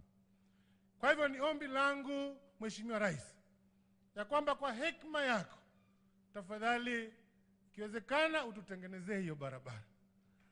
Maana wakati wa mvua wasichana wetu wanapata shida, wanateremshwa chini, wanatembea mwendo mrefu kufika huko juu. Kwa hivyo tungepata barabara ingetusaidia ili ituwezeshe watoto wetu kufika hapo, na wale pia wa university. Tuko na branch ya university ya TTI huko juu. Kwa hivyo hilo ni ombi lingine. Lingine pia ni kuhusiana na TTI ile ambayo mlitusaidia hapa kujenga Mwatate. Kwa bahati mbaya, Mheshimiwa Rais, maporomoko wakati wa mvua nyingi, kulifanyika mporomoko, na sasa hii chuo chetu kiko hatarini. Nimejaribu kwenda kwa ofisi ya education, tukajaribu kuwasiliana na PS, lakini kwamba wanasema hawana budget ambayo inaweza tusaidia kurekebisha hapo. Maana tusipoenda mbio kurekebisha hapo, tumeangalia budget ya CDF haitaweza, maana ni kazi kubwa. Na lile ni jumba la karibu milioni 60, na zile equipment ziko pale ni zaidi ya milioni 80. Kwa hivyo nilikuwa ninaomba kwa hekima yako Mheshimiwa Rais, kama tunaweza pata resources zozote zitusaidie kuokoa lile jumba. Maana itakuwa ni jambo la aibu sana tuache jumba lianguke kwa sababu maybe ya budget kidogo. Kwa hivyo ninaomba Mheshimiwa Rais uingilie jambo hilo. Lingine linahusu chakula kwa watoto wetu. Maana hapa Taita tuko na njaa kubwa. Ni hizi miezi tu zimepita Mheshimiwa Rais, tumekuwa na visa vingi vya watoto wana faint shuleni. Wakipelekwa hospitalini hakuna ugonjwa, inagunduliwa kwamba ni njaa. Kwa hivyo tunaomba kama ile school feeding program inawezekana, tafadhali Mheshimiwa Rais utusaidie kwa hiyo. Maana bila watoto wetu kushiba hata elimu itakuwa ni bure. Mengine ni haya yamesemwa ya maji, sitayarejelea mzima tu. Hii ya barabara yetu sitayarejelea maana ishatajwa. Lingine la mwisho Mheshimiwa Rais, hili linahusu mambo ya ufalme wa mbinguni. Nataka nikueleze hili. Mimi nikiwa canon wa kanisa kwa diocese yetu ya Kianglikana Taita hapa Taveta, na pia mwenyekiti wa investment. Ninakumbuka kabisa wakati ulitutembelea mwisho pale kwa cathedral yetu. Nafikiri ilikuwa alipokuwa tunakuwa canonized, na ukatusaidia, na ile cathedral tulimaliza, tushukuru Mungu. Na nafikiri tulikuwa tunapanga ya kwamba children ministry ndio angekuwa afanye mchango kufuatia hapo. Na ukatuahidi ya kwamba pengine tutakuwa na last born daughter wako, lakini nafikiri mambo yalikuwa mengi. Sasa kupitia dean wetu wa cathedral na baba yetu askofu, waliposikia kwamba tutakuwa pamoja naye, basi wakaniomba kwa unyenyekevu sana, basi jambo hili nipate kukueleza ya kwamba sasa hii tunajenga nyumba ya provost. Na Mungu akipenda tarehe 13 mwezi ujao ndo tutakuwa na hiyo changizo. Kwa hivyo ikikupendeza Mheshimiwa Rais, unaweza tutumia msichana tuje tushinde naye, ama yule ambaye utatutumia. Maana hilo ni ombi la Wakristo na la Anglikana kwa ujumla, maana cathedral ni symbol ya kanisa la Kianglikana. Kwa hivyo kwa hayo machache nafikiri nitakwamia hapo. Nitamkaribisha dada yetu Haika, women rep wetu, akaweze kuendelea kutoka hapo.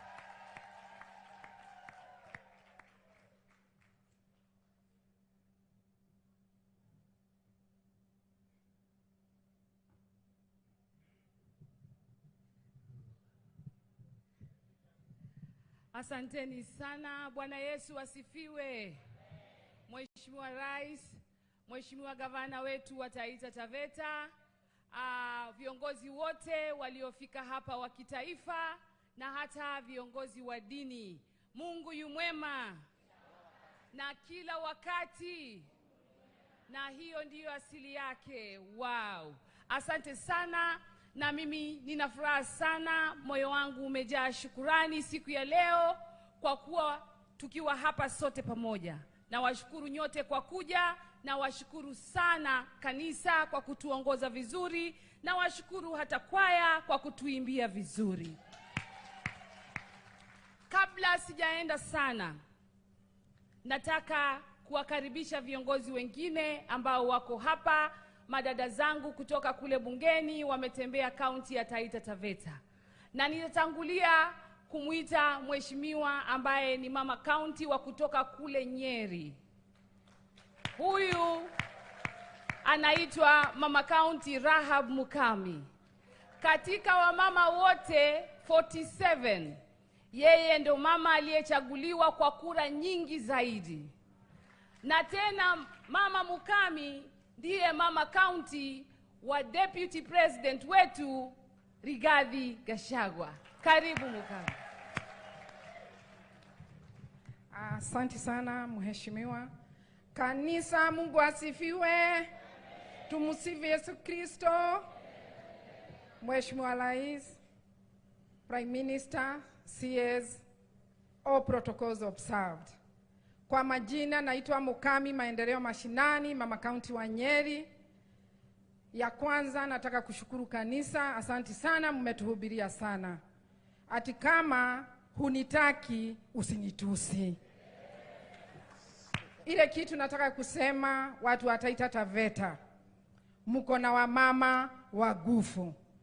Huyu mheshimiwa Haika, tulisunguka hapa tukiwa na rais wetu na naibu wa rais tukitafuta kura. Hawa waheshimiwa wenu hawakujua mheshimiwa Haika anajua serikali itakuwa ya William Samoei Ruto.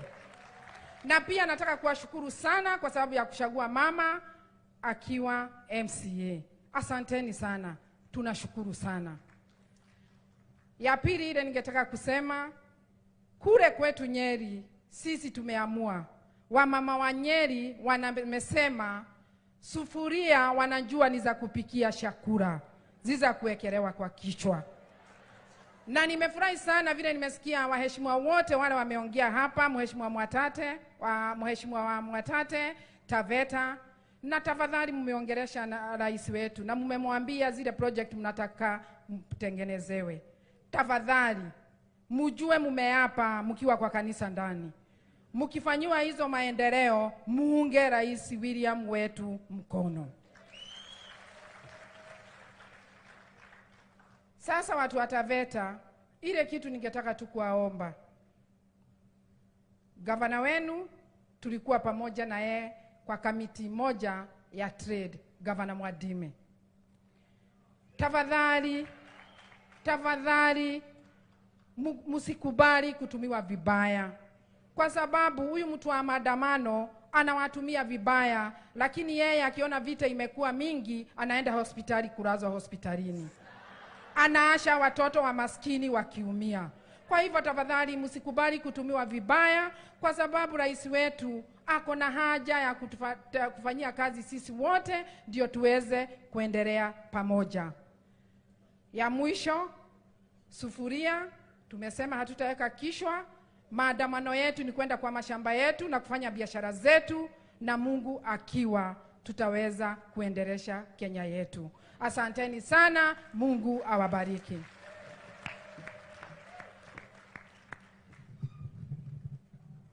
Asante sana Mheshimiwa Rahab Mukami, maendeleo mashinani.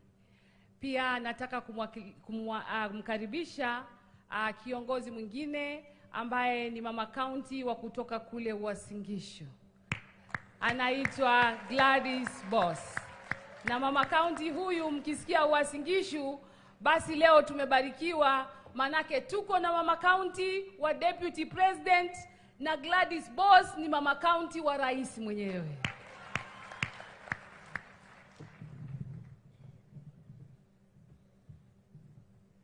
Mheshimiwa Rais wetu wa Jamhuri ya Kenya, waziri wetu mkuu, waziri na viongozi wale wote mko hapa, viongozi ya makanisa na watu wote wa Taita Taveta, ningependa kuwasalimu wote katika jina la Yesu. Hamjambo? Tusalimiane kwa hewani katika maombi. Nataka kusema asante kwa mafunzo ya leo kutoka kanisa. Nafikiri nimesikia kutoka Bishop Nyangale na Sheikh Abdihaziz, umesema kwamba mimi nilikuwa nafikiria maandamano ni hatia katika sheria, lakini leo umetufunza kwamba pia ni dhambi mbele ya Mwenyezi Mungu. So kanisa imetupatia nguvu tuweze kupambana na wale watu. Na mimi nasema asante kwa watu wa Taita Taveta kwa kumpigia kura rafiki yangu, mama wa nguvu, Haika Mzigi. Mkituma wa mama kama hawa bunge, hawa ndio wanaweza kazi. Ndio maana hata unaona katika chama yetu tumemweka kwa ile bipartisan talks apambane na watu wa maandamano. Asanteni sana na Mungu awabariki.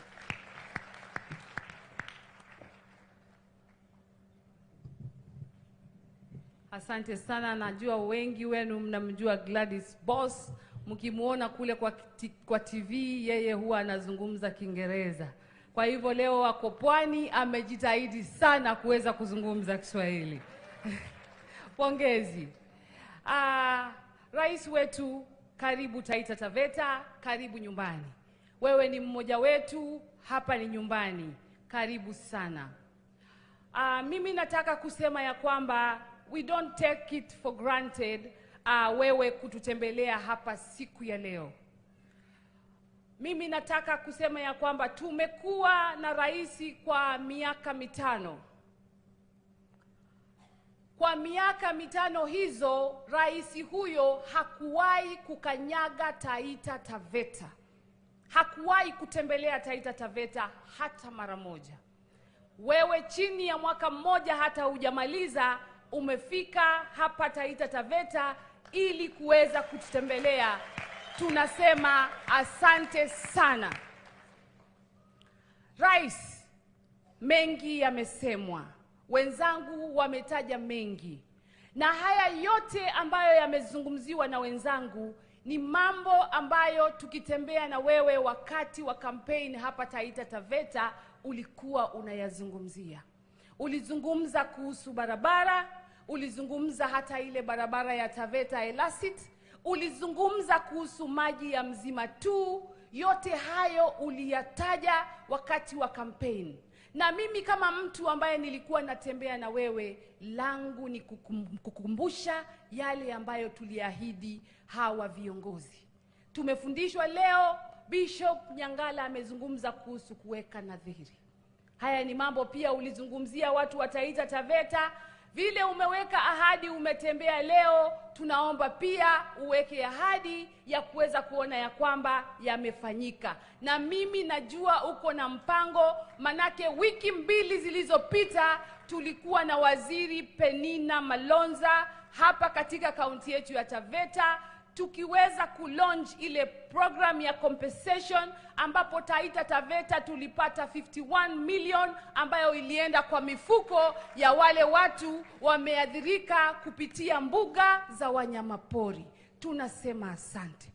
Vile vile waziri wetu Mvuri ambaye yuko hapa leo ametembelea Taita Taveta zaidi ya mara 3 akitaka kusikiza changamoto ambazo wana madini na madini ya Taita Taveta iko hapa ili tuweze kusuluhisha. Na ninajua hiyo inafanyiwa kazi na tutaweza kufaidika na madini ambayo yako katika kaunti yetu ya Taita Taveta. Nataka pia nikushukuru kwa viongozi ambao tayari umeshawapatia nafasi za kuhudumu katika serikali yako. Na kushukuru kwa ajili ya Mheshimiwa PS wetu Mwadime ambaye yuko hapa. Nataka kukushukuru hata kwa wale madirector ambao wako katika serikali yako. Mheshimiwa Rais, nataka kuambia kwamba wako bado viongozi ambao tulitembea na wao na bado hawajapata mahali nafasi ya kuwekwa ili waweze kupata nafasi. Ikiwemo aliyekuwa anaomba kiti cha ubunge hapa Mwatate, Profesa Mbondenyi. Mheshimiwa Rais, nitakapomaliza kusema hayo, wacha nizungumze kuhusu wanyonge. Kwa sababu tumeambiwa kuhusu wanyonge, tuwachunge wanyonge, tuwalinde wanyonge. Na mimi nataka kumzungumzia mlemavu. Walemavu wa Taita Taveta na sijui upande huo wa Kenya, lakini ziko zile cards za walemavu huwa wanapatiwa. Number 1, it has become very hard kwa hawa walemavu kupata zile card za kuweza kuwasaidia. Number 2, walemavu wale wakipata zile card, they are not accessing the services that are required. The cards are not being honored. Wanakuwa na zile card mifukoni kwao kama maua, na maua ambayo hayatoi manukato bali maua ambayo yanakuwa kama uvundo. Walemavu wa Taita Taveta wanalia. Tunajua ukisema yataenda kutendeka. Nataka pia niwazungumzie kikundi kingine cha watu ambao ni wale CHVs. Hawa CHVs najua uko na mpango na wao. Na mimi nataka kukushukuru. Huo mpango ambao nilisikia ukieleza kule Nairobi ya kwamba unaufanya na Governor Sakaja waweze kulipwa kitu kidogo kidogo hawa CHVs.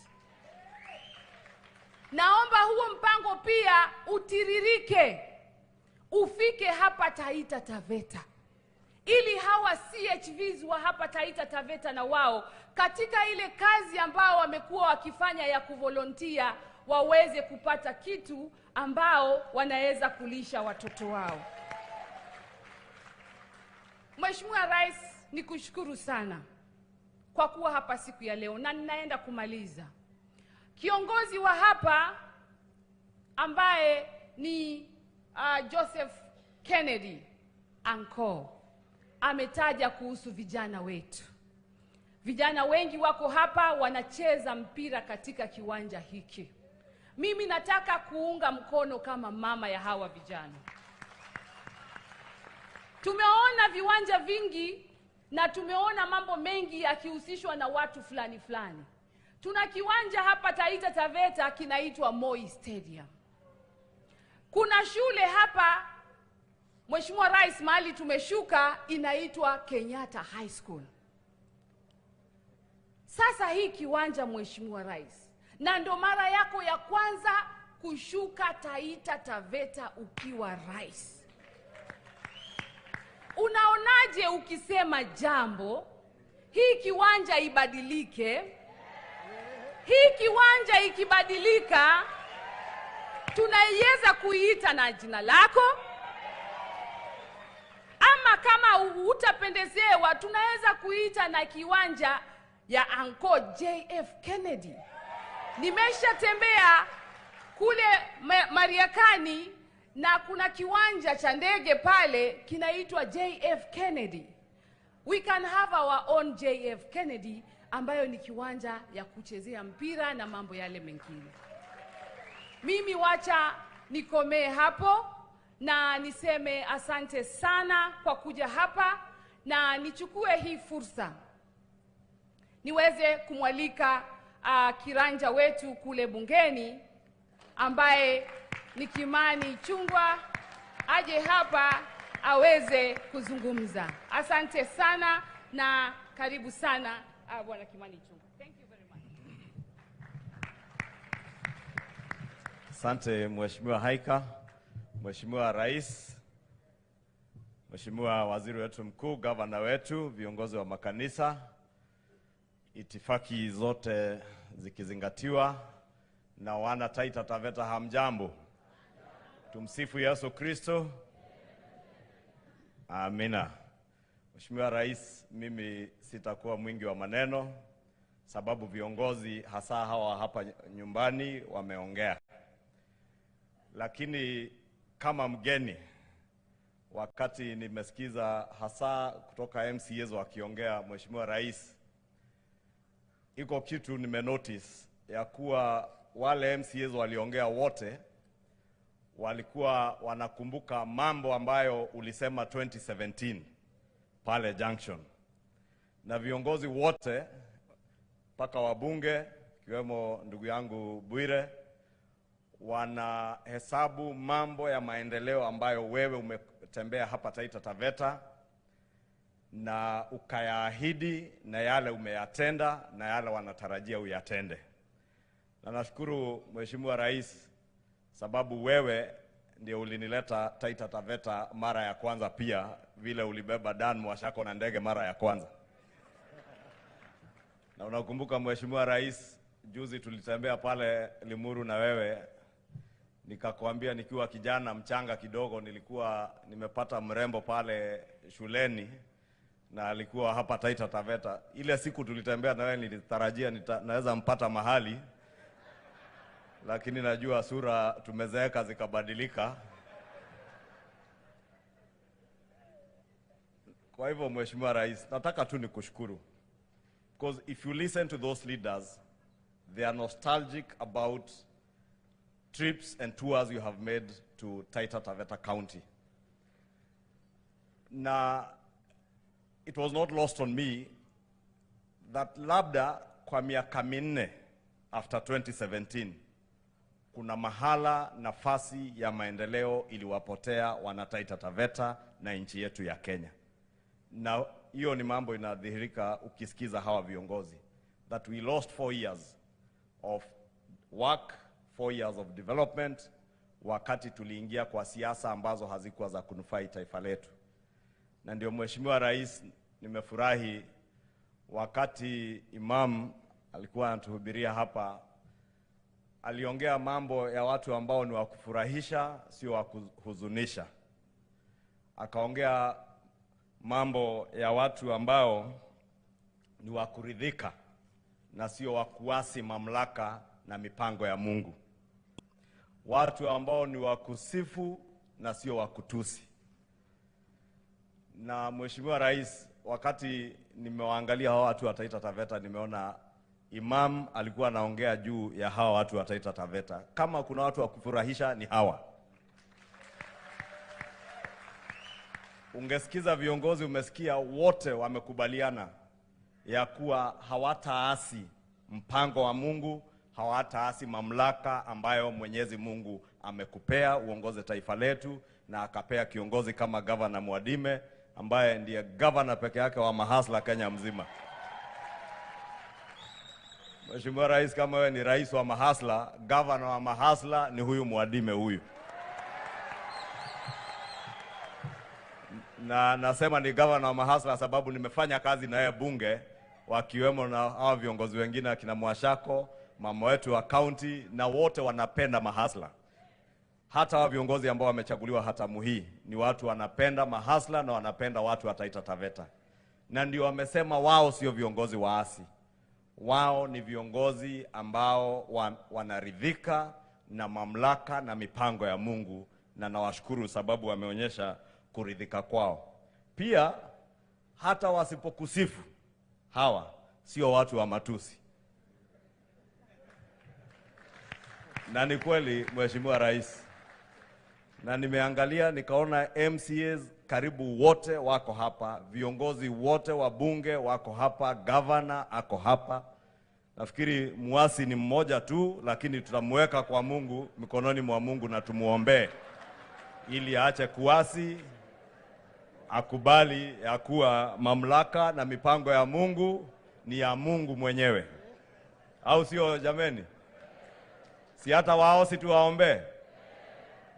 Ili tusiwe na kelele vile viongozi wamesema, na hata maandamano ni mambo ya kuasi mamlaka na mipango ya Mungu. Na niwashukuru wananchi wa Taita Taveta ya kuwa wamekataa mambo ya kuasi mamlaka na mipango ya Mungu, na wakawa sio watu wa maandamano, na wameweka amani. Na Mheshimiwa Rais, nitakuomba hayo mambo yote wametaja maendeleo uangalie kwa moyo mwema na moyo wa kuwasaidia, sababu wewe pia besides kuwa rais wa Kenya, wewe ni mwenyeji na mkazi wa hapa Taita Taveta. Na wakati Bishop Nyangala alitusomea Zaburi 50, alikuambia pale mwishoni ya kuwa for all your troubles after this Thanksgiving service, umtegemee ama umuite Bwana. Na nilimsikiza Bishop vizuri, akarudia tena, akasema umuite Bwana baada ya ibada hii. Kwa hivyo kwa waasi, kwa maandamano, kwa wale wanaopanga mambo ambayo ni ya kuhuzunisha wa Kenya kama maafa yanayokuja na maandamano, kwa wale wanaokutusi, kwa wale wasioridhika, Mheshimiwa Rais, muite Bwana vile Bishop alituambia. Na najua Bishop alisema tumuite Bwana sababu anajua kuna wengine wenye wako na kiburi, wanataka wewe kama rais uwaite. Usiwaite, wewe itana juu kwa Bwana. Na Bwana ni Mungu, sio binadamu. Sikia juzi mwingine akikwambia ni wewe hujamuita muongee. Wewe ongea na Bwana Mungu mwenyewe. Yule anakuambia umuite muongee ili kuwe na amani. Amani ya kudumu ni yenye kutoka mbinguni kwa Mungu, sio kwa binadamu. Lakini tutawaombea wale wote ambao wanafikiria kwa kiburi yao ya kuwa rais akiwaita waongee ndio kutakuwa na amani. Sisi tunaomwamini Mungu tunataka kutoka hapa hii ibada na hayo maneno ya Bishop ya kuwa ukimuita Bwana amani itapatikana, sio lazima muite binadamu. Na watu wa Taita Taveta wameniambia binadamu wengi hawaridhiki. Hapa Taita Taveta wananiambia average shareholding ni kama eka moja ya shamba. Familia iko na eka moja, eka mbili. Lakini wengine wako na mashamba makubwa na hawajaridhika bado, Mheshimiwa Rais. Kwa hivyo mimi nitaenda nyumbani nikiwaombea wataridhika na wamuone Bwana na wamjue Bwana, na ili wajue hata hawa wana Taita Taveta ambao wameridhika ni sababu tu ya kumpenda Bwana ndio wanaridhika na kumtii Mwenyezi Mungu. Kwa hayo mengi machache, naomba kwa heshima nimwalike gavana wetu, gavana wa Mahasla.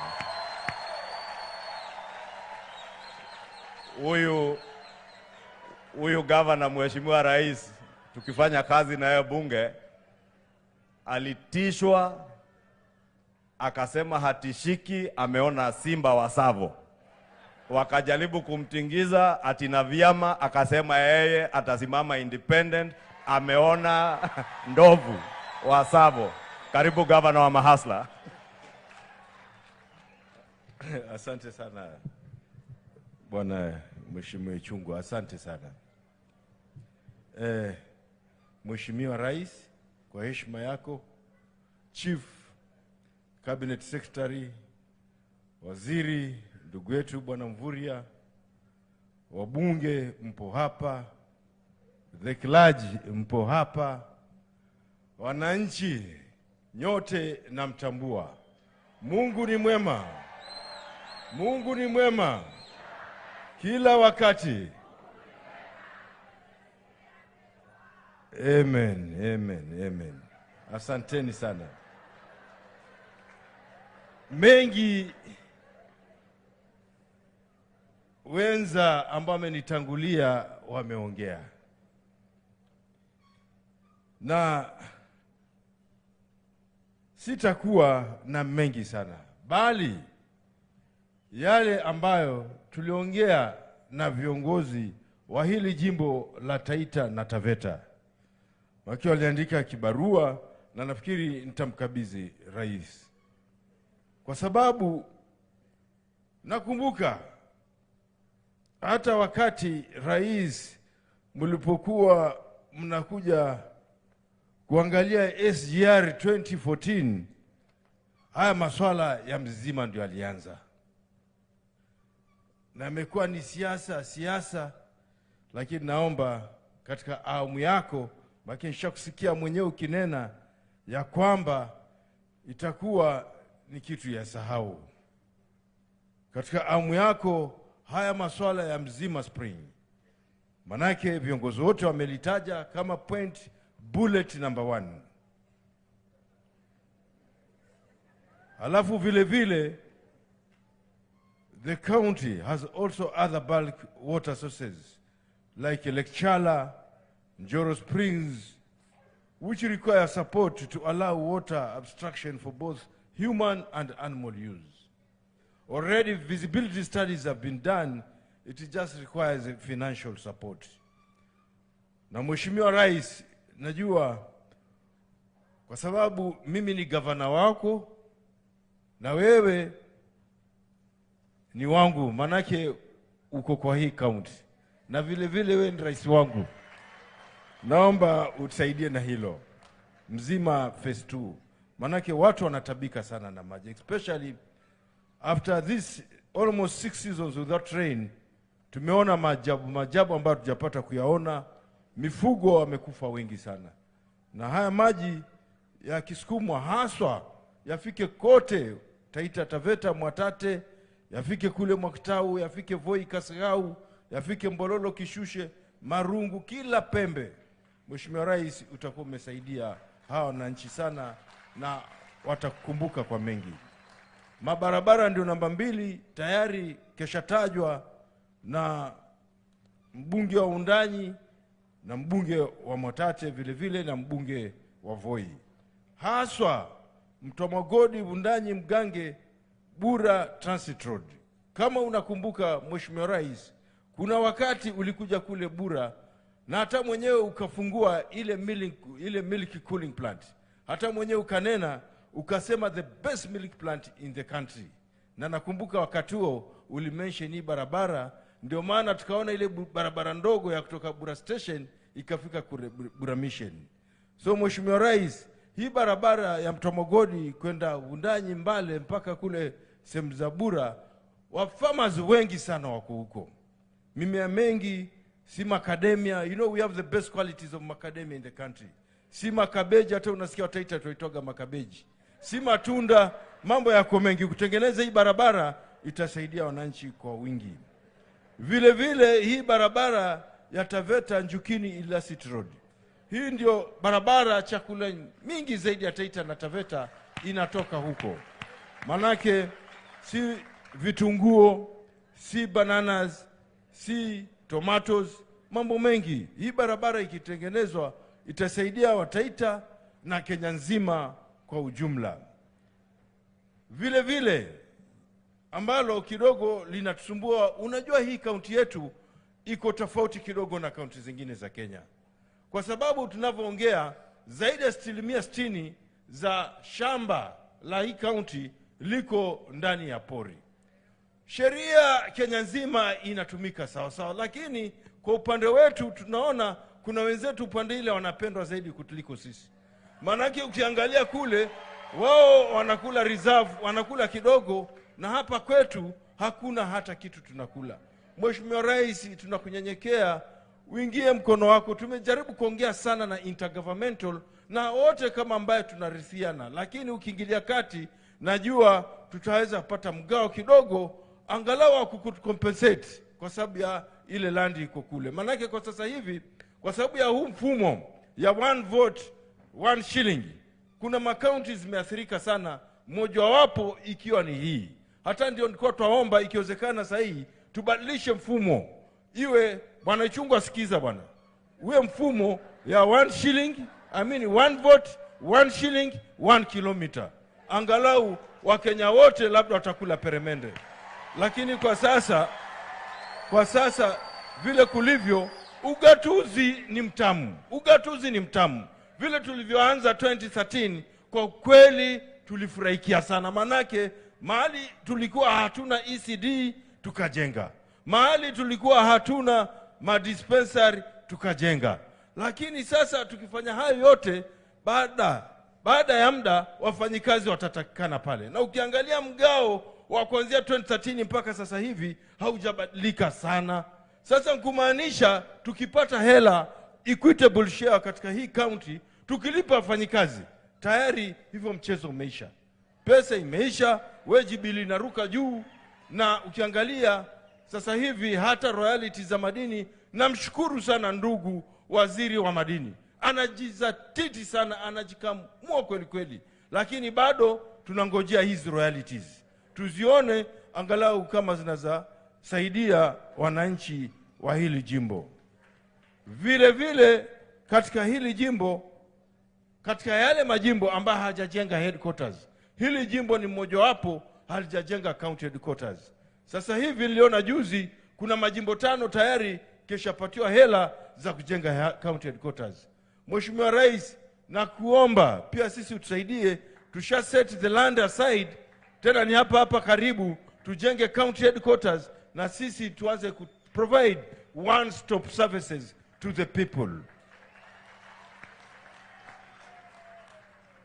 Mheshimiwa Rais, before promulgation, kwa ukweli kuna kaunti zingine zilibahatika sana. Industry yaliwekezwa kila pembe. Lakini baada ya ugatuzi kuanza, zile kampuni ziko kule, they are giving priorities to their youth over there. But there are some counties like Taita Taveta, we don't have even a single industry. So kwa makazi kwa vijana ni changamoto kubwa sana. Lakini kwa sababu wewe ni wetu wa hii county, naomba tuketi chini, maana hii county tutaijenga mimi na wewe. Hatutajenga na mtu mwingine, ni wewe na mimi. Tushikane, tujaribu kuangalia kama tuanzisha kiwanda fulani hapa, angalau hawa vijana tusaidie hata juzi tulikuwa tunaongea, nafikiri unazaingilia kati. Hii ni low lying fruit. Manake tuna ng'ombe, tuna leather mingi. Ng'ombe tuko nao wengi. Tuanze kutengeneza mpira ya Kenya yote hapa Taita na Taveta. Manake nimeulizwa, nasikia it's a very small, haitaki mambo makubwa, lakini kwa sababu mgao ni kidogo. Nikitaka kuwekeza, tayari wengine watakosa madawa, yatakosekana, vile vile mshahara itakosekana. Lakini tukishikana, tukianza kutengeneza mpira na tusupply Kenya nzima, I am sure youth wetu hapa watakuwa sawa sawa. Vile vile Mheshimiwa Rais, kama unakumbuka, baada ya kupata urais, I think I was one of the first governors kuja kwa ofisi yako. Na ulinipokea vizuri sana, nilishukuru sana. Hata niliringia magovernors wengine sana. Nikamwambia mimi hapa bwana nilipokelewa mzuri na tukaongea. Hata nikasema bwana uje kule Voi tuwe na mkutano kule sehemu za Moi Stadium. Kwa kweli rais, malengo yangu yalikuwa ni matatu wakati nilikuwa nakuta kule Moi Stadium. Ya kwanza, tuko na gemstone ambayo imejengwa hapa kwa muda, tulikuwa tunataka ifunguliwe isaidie wananchi.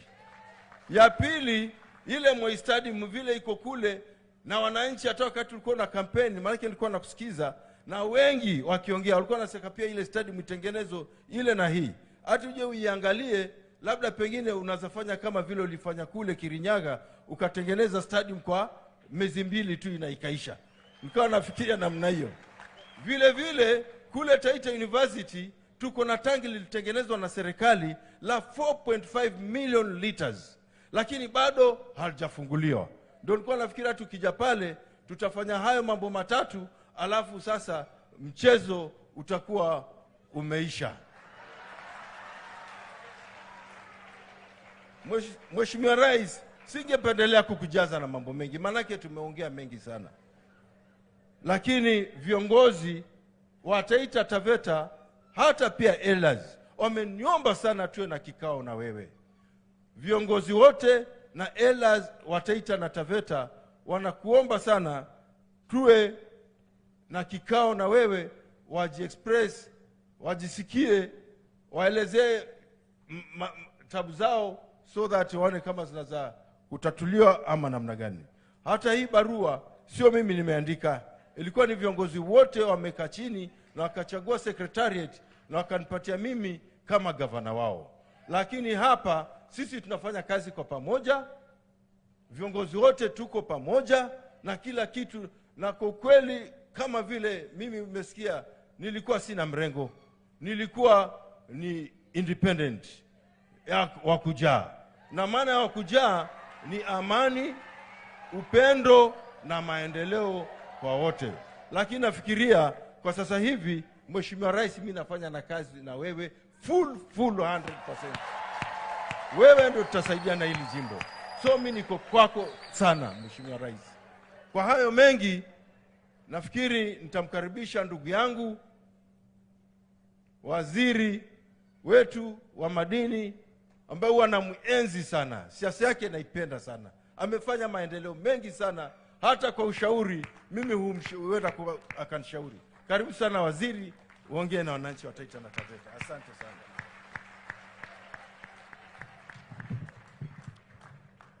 Asante sana Mheshimiwa Rais wa Jamhuri ya Kenya Daktari William Samoei Ruto, Waziri Mkuu Mheshimiwa Musalia Mudavadi, mustahiki gavana wa jimbo la Taita Taveta, Mheshimiwa Mwadime wa kujaa,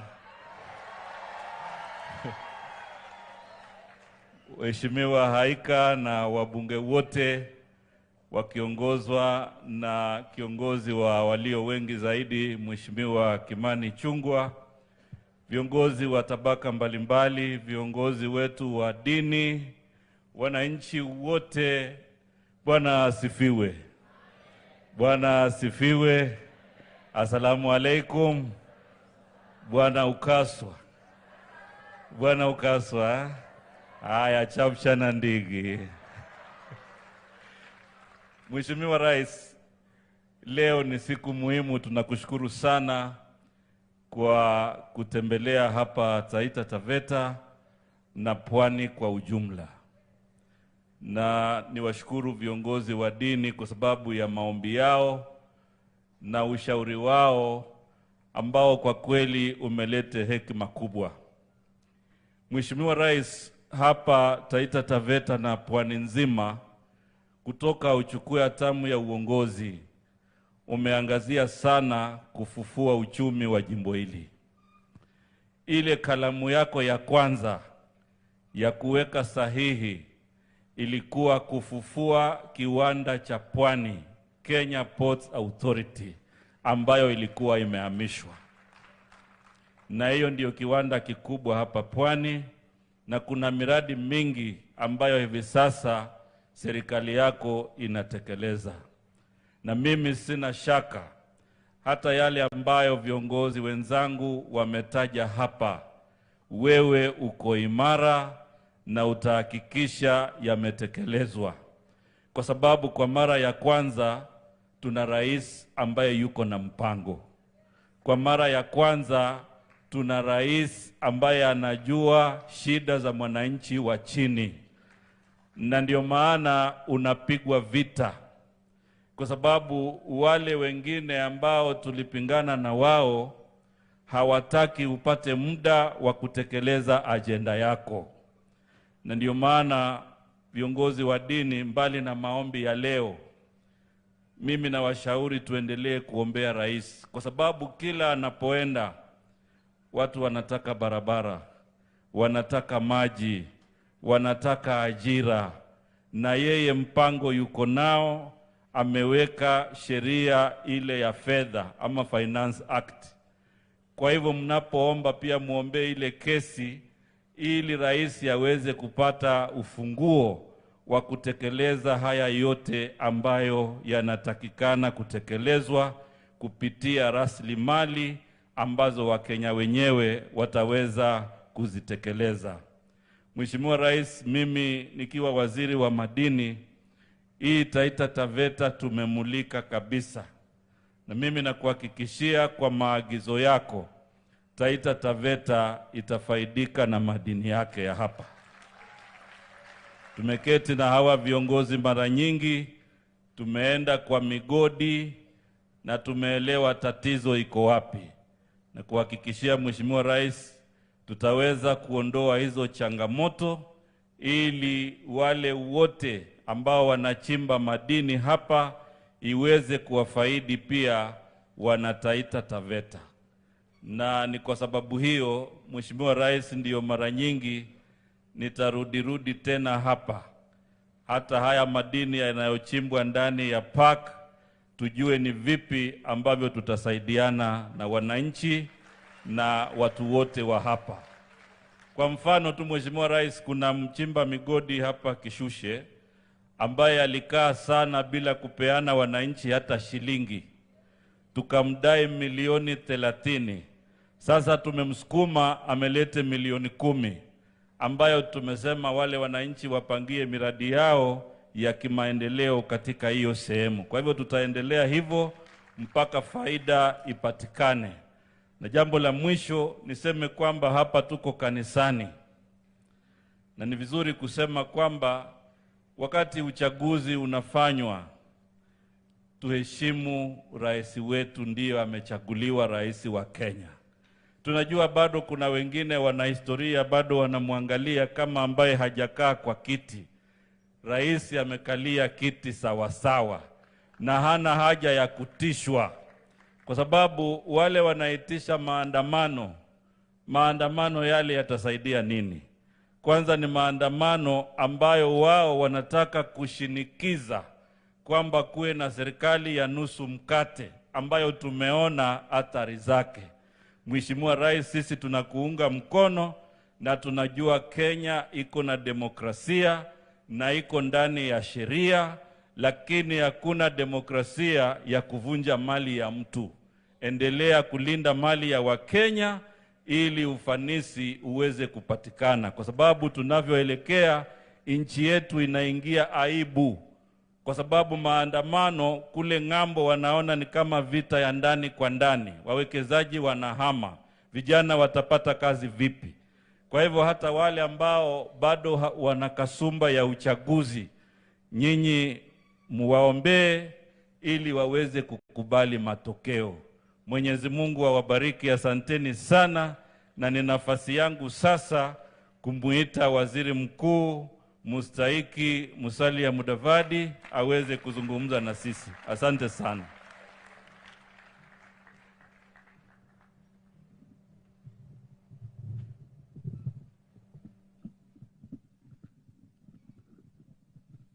Asante sana. Ndugu Mvurya, Mheshimiwa Rais wa Jamhuri ya Kenya, Mheshimiwa William Samoei Ruto, viongozi wote wakiongozwa na gavana ambao wamenena hapa asubuhi ya leo, na viongozi wetu wa kidini ambao wametushauri kwa njia ambayo ni ya manufaa sana, wa Taita Taveta wote ambao wako hapa, mimi nasema hoye. Taita Taveta hoye. Asante sana. Mheshimiwa Rais, jukumu langu la kwanza ni kutambua wachache ambao ni wale ambao wameteua kwa serikali yao. Nitataja tu majina, pahali wapo wasimame. Kama jina lako haliko hapa, si kwa sababu sikukutambua, ni wale waliniandikia wamenipatia haya majina. Kwa hivyo nitaanza na Shadrack Mwadime. Asante sana. Mwenyekiti Murutu, Madam Judith Wahosha, asante sana. Madam Dorcas Gibran, asante.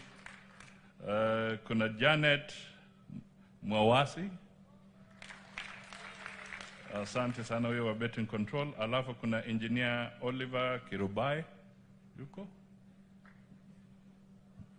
huyo East African Portland Cement, sijui kama hayuko. Alafu kuna General Retired Malugui. Haya, nikapewa jina la John Musafari,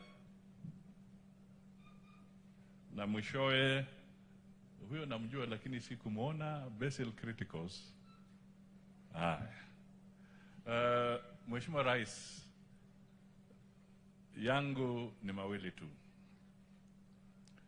Kwanza, mimi nataka niseme kwamba viongozi wetu wa kidini wamekuwa extremely organized.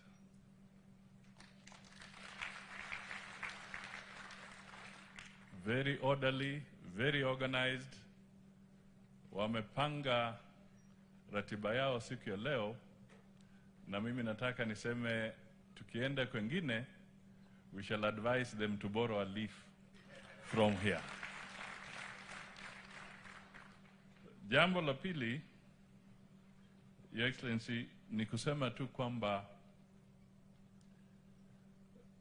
wakati tunaongoza taifa letu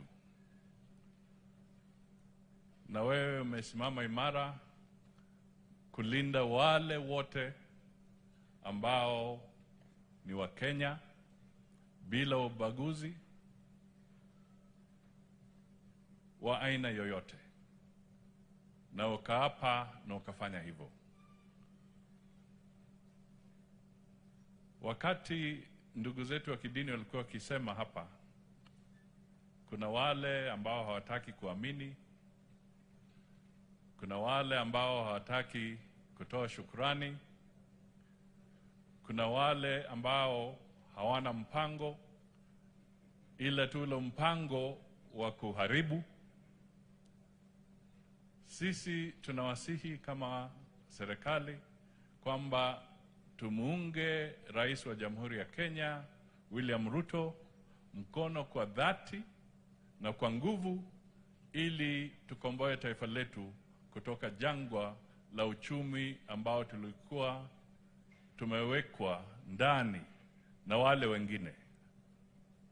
Wametuachia madeni mazito mazito, wametuachia shida kubwa.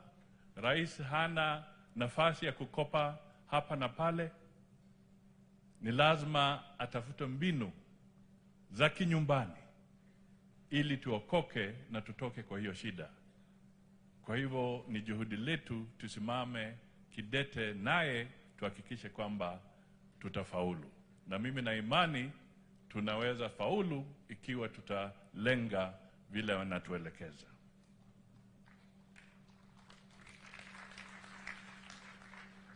Ni jambo la muhimu tena tukumbuke kwamba kuna wengine ambao wamefanya communities zao kama kingo ya maovu yao.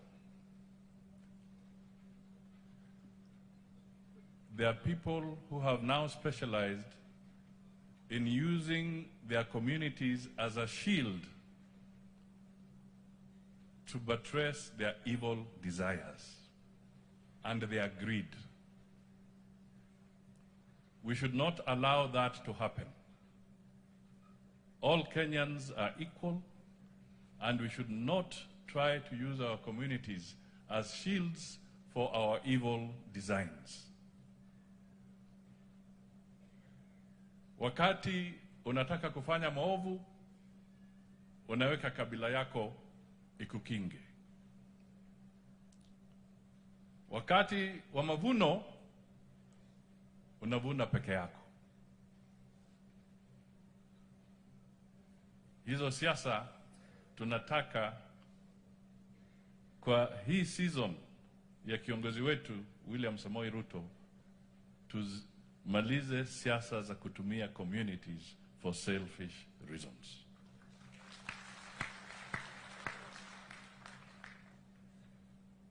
Mheshimiwa Rais, watu wa Taita Taveta are a border community. Wanatusimamia na kwa biashara zetu na jirani Tanzania. They are the first line of defense and strengthening our economy when it comes to our border with Tanzania. They are the pathway to Tanzania. Kwa hivyo nimefurahi sana kwa niaba ya serikali kusikia kwamba maandamano will not interfere with that process, because your community is so important in earning foreign exchange for our country, and we must work together so that we do not ruin Kenya's economy. Lastly, let us count our blessings. Let us count our blessings. Nimesikia viongozi hapa, nimesikia wa kidini, they have enumerated the blessings that God has given to Taita Taveta. Let us count our blessings and count them and use them positively. That is what is going to make the difference in our country. Mimi na imani kwamba Taita Taveta, you have produced from Mwamunga to Madoka to Mbela to Justice Mbogoli to the most prominent Dr. Mongola to PSS Masale, Mwaisaka, Mbogo, Eliakim Masale. Mumetoa watu wakina Shako. Mumetoa watu who have always been in the government. Always in the government. And you have also had a share of those who have been in opposition. Like my friend, schoolmate, Muganga, Mwandawiro. We have also had an episode with eminent opposition leaders like Mwachofi. But the truth is, your journey with government has been better than your journey in opposition. Your journey with government has been better than your journey with the opposition. William Ruto is the leader, he's our government leader and our president. Tafadhali, governor, or hustler. You are sitting next to the hustler. Bring the people of Taita Taveta together so that we can walk together and we can walk hand in hand with the government of William Samoei Ruto.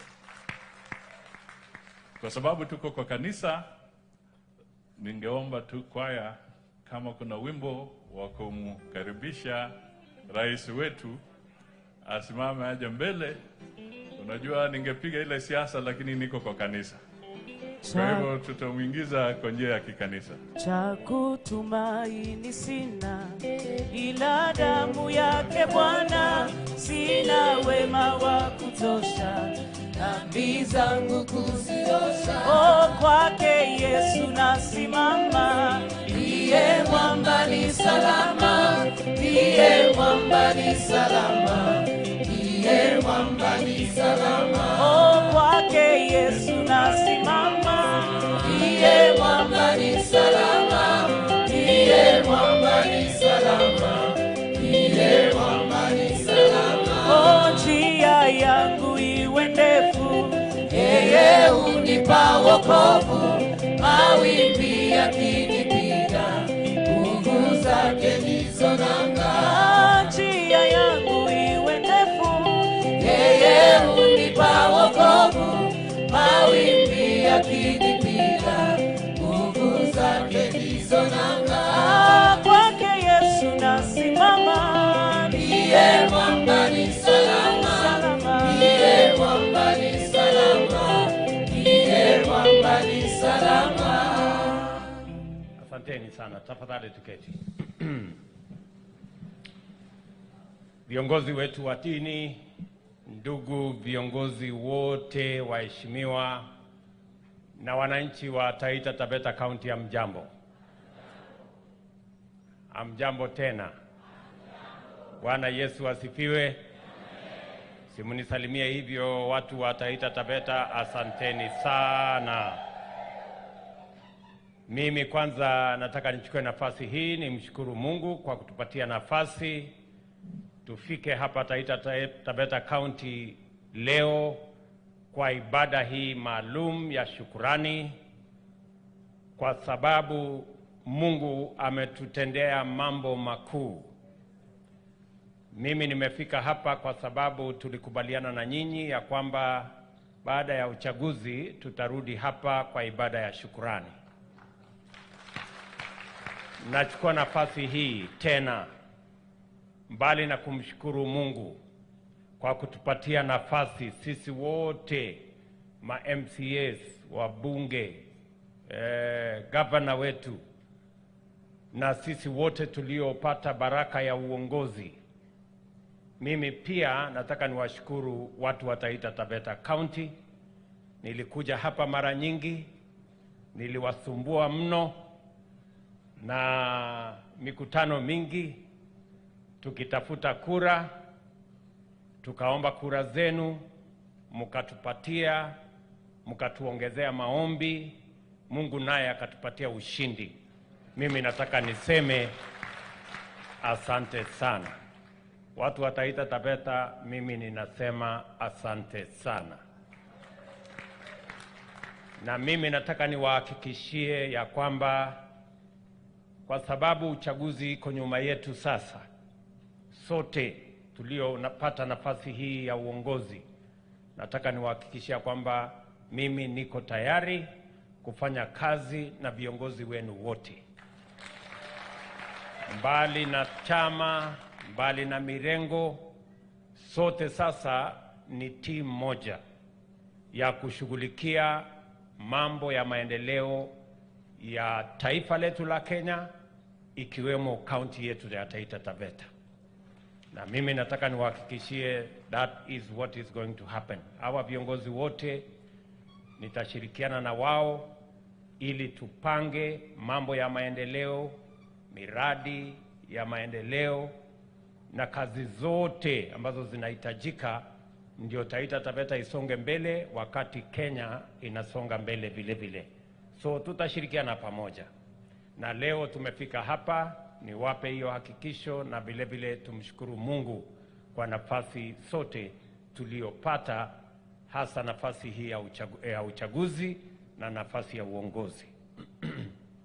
Vile vile mimi nataka niwapongeze wale wote walioshiriki kwa mambo ya uchaguzi. Sote tulienda kwenye uchaguzi na Mungu akatupatia nafasi ya uchaguzi ya aina ya kipekee katika taifa letu la Kenya. Hii uchaguzi ulikuwa ni uchaguzi ambayo tulifanya uchaguzi bila ya ukabila na vile vile bila ya vita. Tulifanya uchaguzi wa amani na tulifanya uchaguzi bila ya ukabila. Mimi nawaambia Wakenya wote pongezi na shukurani. Kazi ambayo iko sasa ni kazi ya kupanga vile maendeleo tutayasukuma mbele, na vile viongozi wenu hawa wamezungumza kuhusu maendeleo ya sehemu hii. Mimi nataka niwahakikishie tutapanga pamoja na wao mambo yenu ya maendeleo. Vile vile nimesikia kwa kirefu kuhusu mambo ya elimu ya sehemu hii, elimu ya primary school, elimu ya secondary school, ile ya TVET, mumeniambia mpaka hata university. Mimi nataka niwahakikishie hivi, tumepanga tayari, na mumeona vile niliwaeleza wakati wa uchaguzi. Niliwaeleza tutatatua changamoto zetu tulizonazo katika sekta ya elimu. Tulikuwa na tatizo kubwa ya CBC. Niliweka jopo ambayo ilitengeneza mpango wa CBC, vile watoto wetu watafanya transitioning. Sasa tuko na junior secondary, tumepanga vizuri. Matatizo tulikuwa nayo ndani ya CBC tumeyatatua.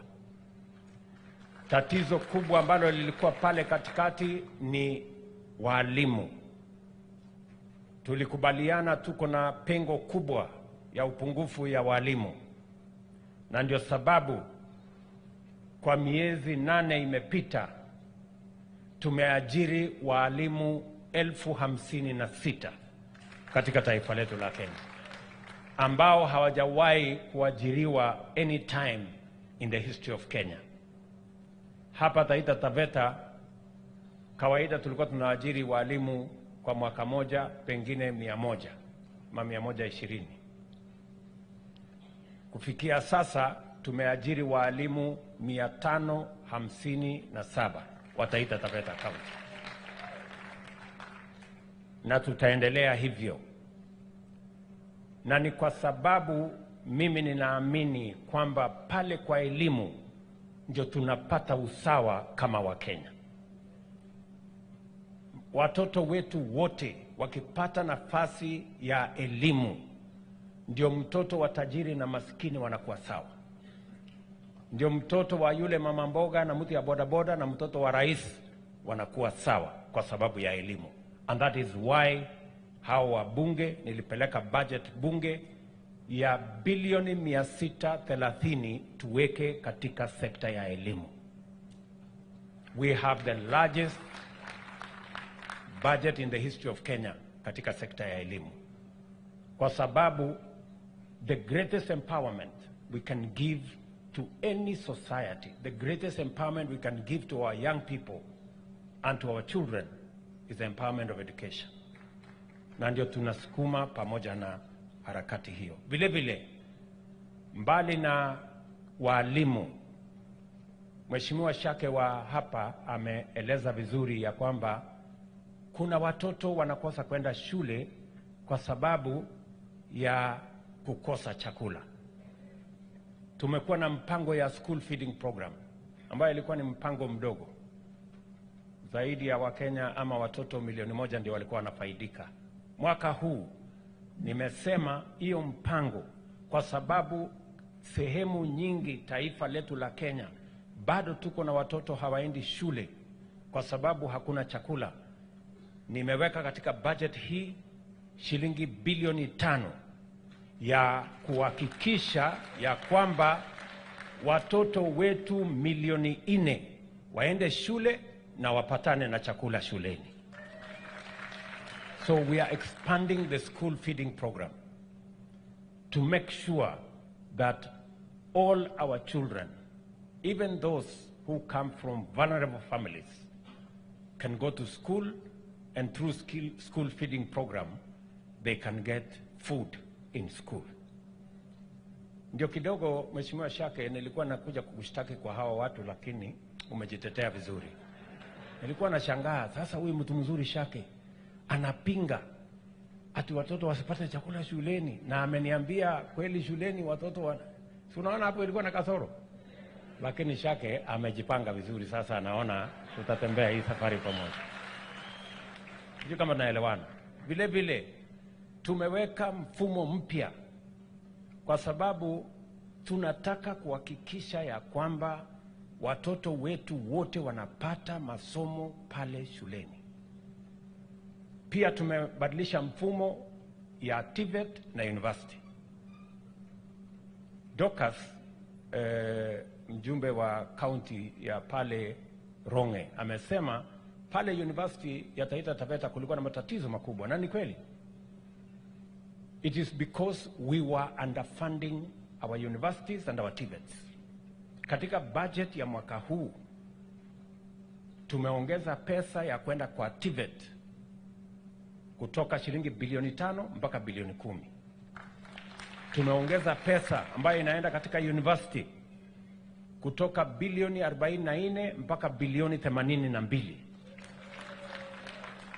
Na tumekubaliana na vice chancellors na wale wanaendesha TVET zetu kwamba we must have adequate resources to run our schools, our colleges and our universities, because education is front and center of the development of our country, and it is the greatest empowerment we can give to ourselves as the people of Kenya. Na tumekubaliana vile vile ya kwamba pale katika university tutabadilisha, hatutakuwa tunapatiana tena ati grant kwa university. Hapana. Kwa sababu ikienda grant kwa university, watoto wa jamii zile za chini wanahangaika. Tumebadilisha, tumesema tunapatiana sasa scholarship kwa mwanafunzi, sio grant kwa university.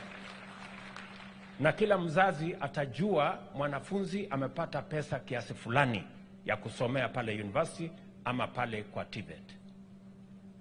Na vile vile tumesema wale ambao ni wadosi kama mimi, Musalia hapa, gavana hapa, na hawa wengine wadosi hawa wabunge hawa, sisi university pale mtoto wa mama mboga apatiwe 100% scholarship. Lakini mtoto wa Chome na mimi wapatiwe 20%, kwa sababu sisi tunaweza kulipa hiyo ingine. Si ndio? Kuliko kusema ati mtoto wa mama mboga apate 50% na mtoto yangu apate 50%. Hapana. Si ndio? So that we can create equity, we must make sure that the vulnerable in our society get affirmative action, so that we can have all our children to go to school. Mimi nataka niwaeleze watu wa Taita Taveta County ya kwamba hiyo ndio barabara tunataka tutembee pamoja. Vile vile tumekubaliana matatizo ya njaa ni matatizo ambayo lazima tuyatatue na tuyatatue kikamilifu. Mpango ambayo tumeweka ni kwamba hatuwezi kutatua gharama ya maisha ama hata gharama ya chakula ati kwa kwenda sokoni. Chakula haitoki sokoni, chakula inatoka shambani. Ama huku kwenu inatoka sokoni? Ukienda sokoni utaweza kubadilisha mambo ya chakula kwa njia gani? Ndio tumesema kama serikali tunaweka pesa sio sokoni, tunaweka pesa kwa wakulima shambani. Mwaka huu tumetumia shilingi karibu bilioni 10 kuhakikisha ya kwamba wakulima wetu wanapata mbolea.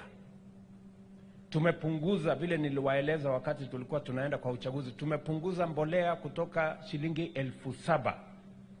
Saa hizi mwaka huu tuliuza na 3,500. Mimi nimesema tupunguze tena kutoka 3,500, kuanzia wiki hiyo ingine itakuwa 2,500.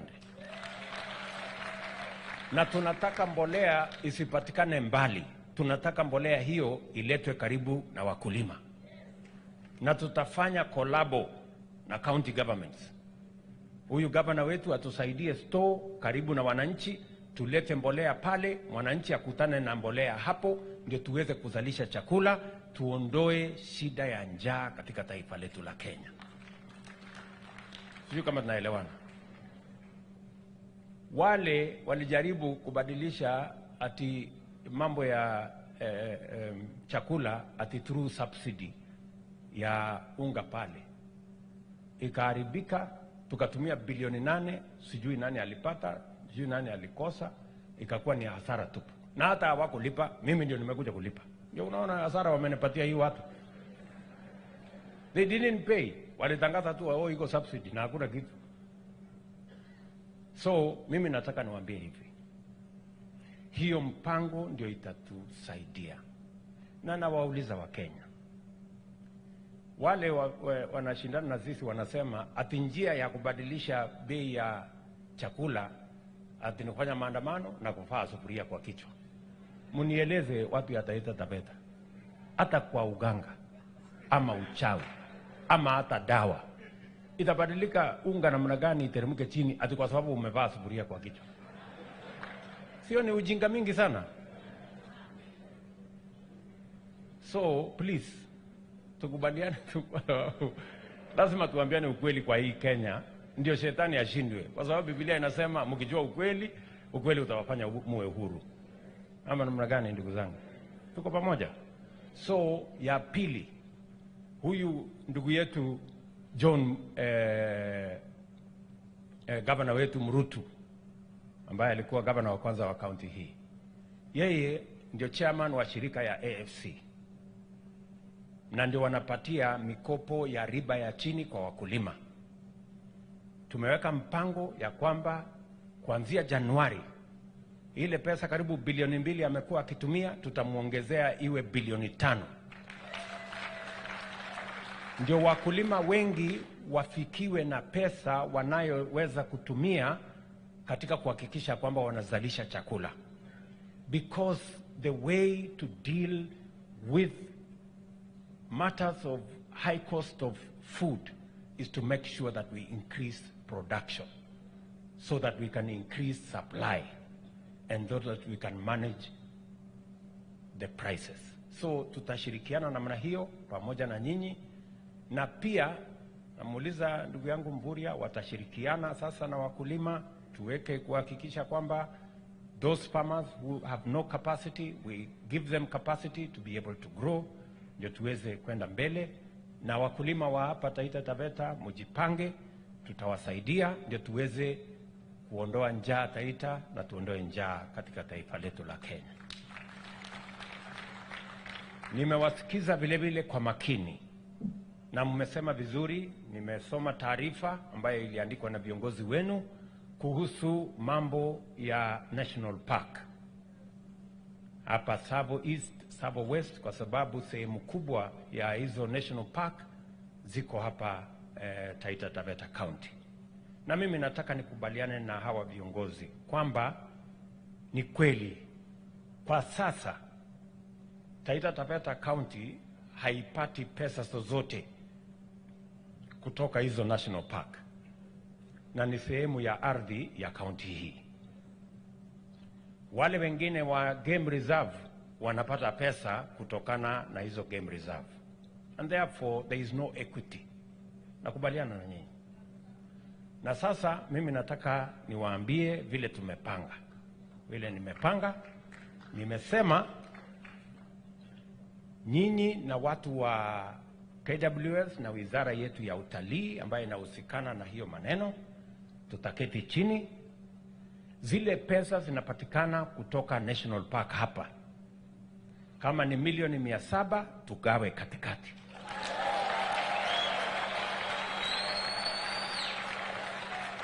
Kama ni milioni 500 tugawe katikati. Taveta County, Taita Taveta County wachukue nusu, sisi tuchukue ile nusu ingine, tupangie mambo ya kuendesha mambo hiyo. Na hiyo itaanza kufanyika beginning this year. Katika budget yetu ya mwaka huu tutapanga vizuri na tutawahusisha katika kujua ni pesa ngapi inapatikana, kwa sababu hata nyinyi mko area, ndio tujue vile tutagawana. Si ndio? Badala ya nyinyi kupata nusu, kupata zero, wacha tuanzie hapo kwa nusu. Sijui kama tunaelewana. Vile vile mambo ya kuajiri wale wafanyikazi wanaoshughulika na wanyama wetu wa pori kupitia KWS. Mumesema ya kwamba kuwe na affirmative action, na mimi nakubali. Na nimeidhinisha ya kwamba tuajiri wafanyikazi ama wa rangers pamoja na wardens wengine 1,500. Na director wa KWS yuko hapa. I just approved last week ya kwamba we can hire an extra 1,500 men and women to help in our national parks. Na bwana director, usikie kutoka kwangu, tufanye affirmative action. 40% ya hawa watu waende kwa counties zile wako na national park. Hiyo ingine unaweza kuawia Kenya ile ingine yote. Ama namna gani? Tumekubaliana? Ili hata na nyinyi muweze kujua ya kwamba hii national park inawafaidi kwa njia fulani. Vile vile gavana amesema hapa, kuna watu, familia chache wanapatiwa nafasi ya mining katika national park. Mimi nataka niseme sisi ni Kenya ya usawa. Familia zetu zote ni familia sawa. Nimeshamwambia director wetu wa KWS na rafiki yangu bwana Mvuria wakati chini, tupange hawa watu wa Taita Taveta hapa wawe kwa cooperative, wawe kwa kikundi, alafu pia hata na wao tuwapatie leseni ya kuendelea na mining. Na tumekubaliana nyinyi mtajipanga, si ndio? Mnaweza kushindwa kupanga cooperative ama kikundi ya watu ambao wako na maneno? Mimi nitarudi hapa hivi karibuni, tumekamilisha ile mining gemstone yenye iko pale, tumekamilisha yenye tutatumia kuongezea dhamana ama value addition ya zile minerals ambazo ziko hapa. In the next 2 months nitarudi kuifungua rasmi, na tutakuja kufanya kazi zile zingine zote governor ameelezea, kwa sababu sasa hiyo ndio kazi imebaki ya maendeleo ya wananchi wa taifa letu la Kenya. Mumenikumbusha mambo mengi, mmenikumbusha mambo ya barabara ambayo mimi nakumbuka, hata hamkuwa na haja ya kunikumbusha, mimi nakumbuka. Mimi ndio nimekuwa nikiwaeleza. Pale tulipata tu ajali kidogo wakati mambo ya handshake ilikuja ikatuchanganya, hiyo mambo ya maendeleo ikapotea. Tukaenda BBI, sijui rege, sijui nini, Kenya si ndio? Ikapotea miaka 4, tukazamisha mzima, ikakwama, barabara zikakwama.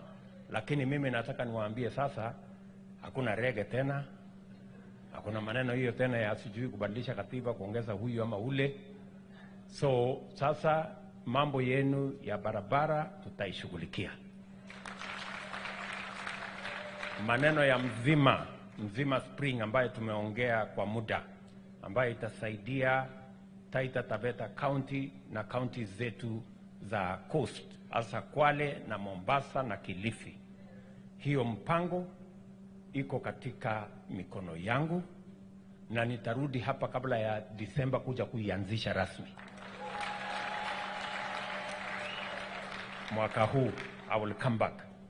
Nilikuwa tu na matatizo, kulikuwa watu wengine walikuwa wanataka kunichorea hapo. Ati kuniambia sijui itakuwa pesa ngapi, sijui itakuwa, nikamwambia hapana. Hata mimi najua hesabu kidogo. Si ndio? Na sitaruhusu ati Wakenya walipe beyond what is reasonable. So nimewakataza, nimewaambia waende wapunguze hiyo maneno yao, na nimewapatia wiki 2 warudi kwangu, kama sivyo nitatafuta mtu mwingine. So munipatie tu nafasi kidogo. This mzima spring is a must do for all of us. Ndio tupate maji ya Mwatate, ndio tupate maji ya university, ndio tupate maji ya kule Undanyi, tupate maji ya kule Taveta kwetu kwa kule na huyo ndugu yangu mjumbe wangu wa nyumbani huko, na tuendelee na Kenya mpaka Voi tupate maji ya Voi. Si namna hiyo? So the mzima spring is something we must do. Najua mara ya mwisho kutengenezwa ilikuwa karibu miaka 40 iliyopita, ambayo ni the first line. Sasa hii line ya pili tutatengeneza pamoja na nyinyi, tushirikiane ndio tuende mbele pamoja. Vile vile ningependa mjue ya kwamba harakati hiyo yote ya maendeleo ya barabara, ya maji, stima mmesema bado iko chini, tutaiangalia vizuri. Ile kitu mimi nataka niwaulize, na lazima tuambiane ukweli kama Wakenya, ni kwamba kama taifa hatuwezi kuendelea kuwa nchi ombaomba. Hatuwezi kuendelea kuendesha nchi yetu kwa misingi ya madeni, pesa ya watu wengine.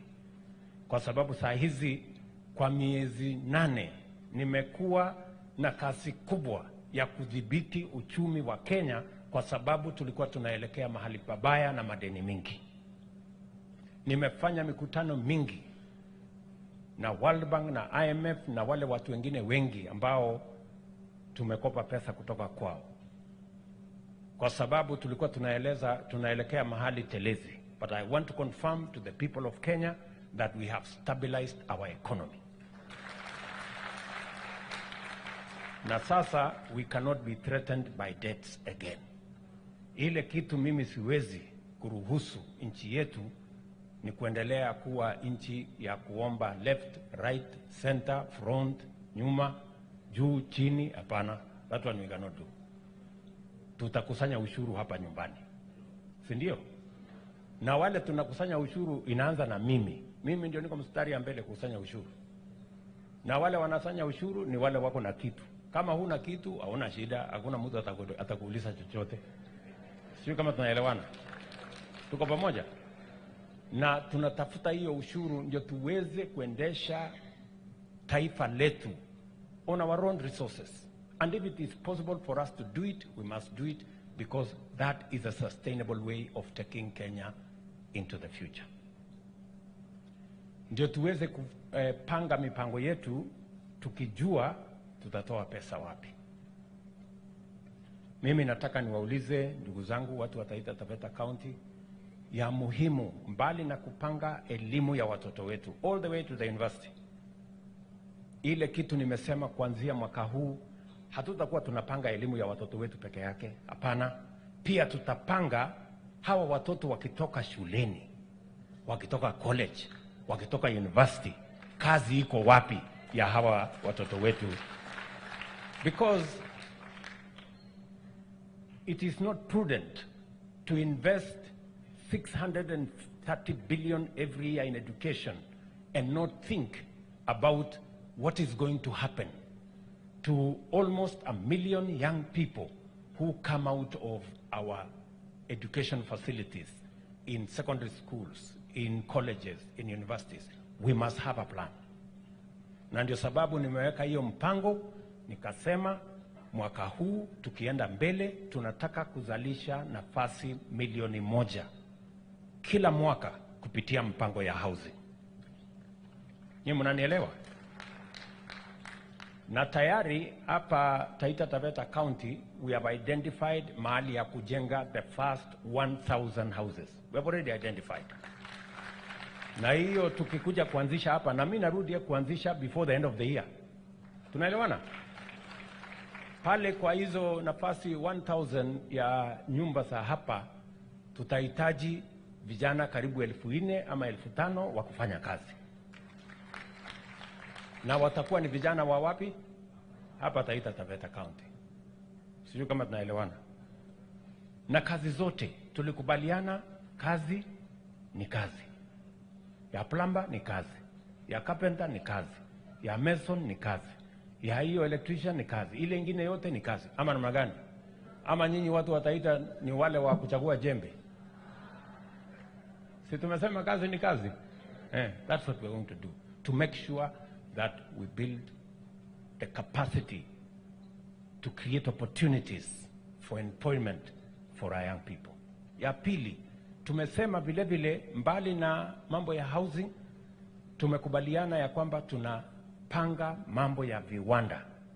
Vile gavana amesema, lazima tuwe na mahali ambapo tunaweza kuajiri vijana wetu. Na mahali ya kuanzia mambo ya viwanda ni ile tumepanga kwenye budget. Tumesema ile mambo yote, bidhaa zote ambazo tunaagiza kutoka soko ya nje, zile zinaweza kutengenezwa Kenya, tupanue viwanda yetu itengenezwe hapa Kenya.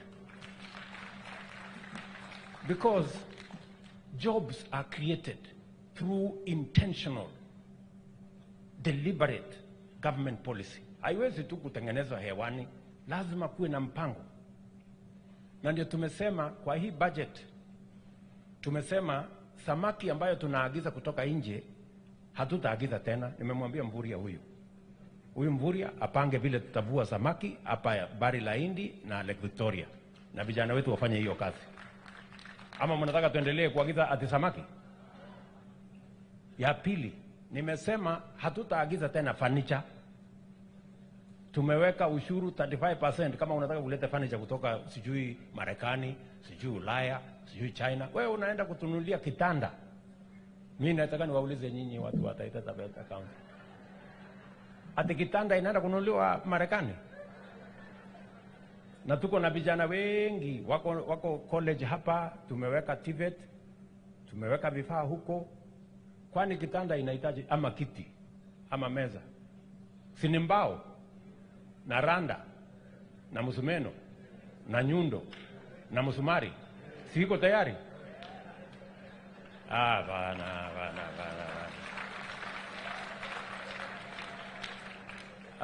Ama namna gani jameni? Tuko pamoja? Yes. So nimesema mambo ya kuagiza samaki hapana. Mambo ya kuagiza furniture no. Simiti tunaweza kutengeneza hapa. Kwanza hapa kwenu ndio mahali tutakuwa tunatoa vifaa iron ore ya kutengeneza chuma. Sasa tunaenda kuagiza chuma sijui kutoka wapi. Alafu ile yetu hapa inakwama chini ya mchanga. Sio, ni mambo ya upuzi. That is why ndio unaona hii watu wote wanapinga hii maneno is because I have refused. Kwa sababu wale watu wachache ambao wanaagiza hizi vitu ndio wanatengeneza pesa saa hii, so hawataki tubadilishe, wanataka tuendelee kuagiza vitu kutoka nje. Vijana wetu are stranded. Tunasomesha watoto wetu shuleni kama hatutaki kuwapangia ajira. Why do we waste our money kusomesha watoto? Ama namna gani jameni? Tunasomesha watoto wetu alafu kazi tunahamisha kwa watoto wa watu wengine katika nchi zingine. That is not right. That's not correct. Ama namna gani watu wa Taita Taveta? Sawa sawa? So tumekubaliana, we are going to build our own capacities of industry, of manufacturing, of production in Kenya. It will not happen in one day or a month or even a year, but we must start the journey now. Lazima tuianzishe sasa. Sijui kama tunaelewana ndugu zangu, watu wa Taita Taveta. Mnasema tuendelee kuagiza vitu kutoka Ulaya ama tutengenezee hapa Kenya? Si hawa vijana watengeneze hapa Kenya? Sasa wale wanapinga mimi na hii finance bill, wanapinga mimi ati tuendelee kuagiza kitanda kutoka nje? Bana. That one I will not agree. Ama namna gani ndugu zangu? So tushirikiane, tufanye hiyo kazi kwa pamoja. Vile vile, I have told you, we must tuelimishe watoto wetu, na tuko na mpango ya vile tutaelimisha watoto wetu, tupange ajira ya vijana wetu. I have told you vile tutapanga na tutaendelea kuchangia hata hapa county. Vile niliwaeleza, tumekubaliana na governor wenu na tumeweka budget. If you go and check, we have put 4.7 billion shillings ya mambo ya county aggregation and industrial park. Hapa Taita Taveta, huyu governor ataweka milioni 250, akishindwa atanizungumzia vizuri. Mimi nitamuongezea 250 million tutengeneze county aggregation ya Taita Taveta County. Mahali tutakusanya mazao yetu, tuwe na cold storage, tuwe na storage ya vifaa zile zingine, tuongeze value addition, tuongeze agro processing, tuweke value addition, tupange soko ili tuhakikishe kwamba mazao yetu yanaongezewa dhamana, wakulima waweke pesa nyingi kwa mfuko, na vile vile pale kwa county aggregation tupate ajira ya vijana wa Taita Taveta County. Na hiyo mpango pia itaambatana katika budget hii nimeweka bilioni 15 ambayo itatusaidia kujenga masoko. Niliwaambia kina mama mboga tunataka pia tuwapangie mahali ya kufanyia biashara. Wasikue wanakaa kwa jua, mahali wanapigwa na mvua, tuweke mahali pasafi yenye iko maji, iko stima, iko choo, iko bidhaa zile zingine zote. Na tayari in this year's budget, na by God's grace before the end of this year tarudi hapa tena, tuko na soko ya hapa Mwatate, tuko na soko ya Undanye, tuko na soko ya Taveta, tuko na soko ya kule Voi. Tayari zote ziko katika hii budget.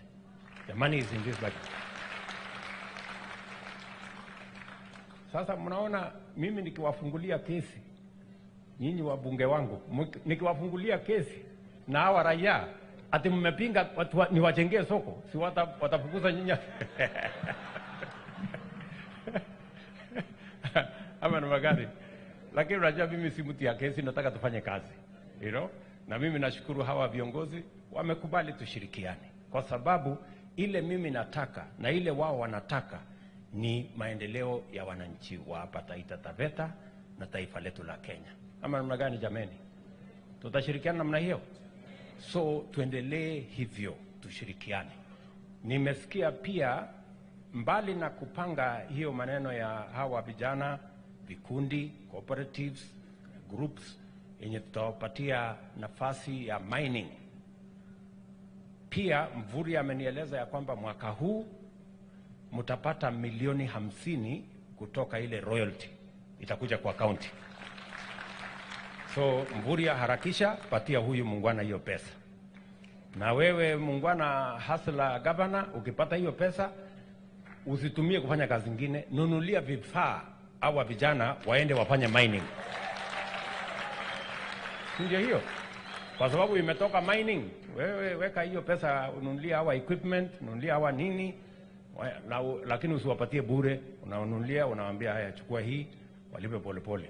Kwa sababu unajua ukipatia mtu bure ataenda tu haribu. Ndio? Kwani mnataka ya bure? Kama wewe unafanya biashara, iko biashara ya bure? Hapana, it doesn't work like that. Hata kama atapunguza kidogo 50% bei ya chini, lakini saidia hawa wafanya biashara ndio tuende mbele. Vile niliwaeleza, tutaweka mpango mzuri ya kusaidia wale watu wa chini pia wapate njia ya kupata mkopo. tayari niliweka pesa katika Hustler Fund. Watu wa Taita Taveta hapa, niwapatie story. Wale watu wamechukua pesa ya Hustler Fund Taita Taveta ni 137,000. 137,000. Wamechukua milioni 260. Hii watu hii unajua wameketi hapa. Hawa wote hawa mimi nikiwaona, na uzuri, the good news, 70% ya hawa watu wamelipa. Wanakopa wakilipa, wanakopa wakilipa, wanakopa wakilipa. 30% peke yao tu ndio wako na maneno. Na mimi nimeona hata hiyo 30% kuna wenye wameketi hapa.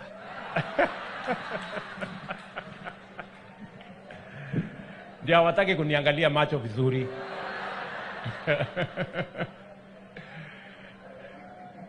Sasa wacha niwapatie habari tena. Sawa?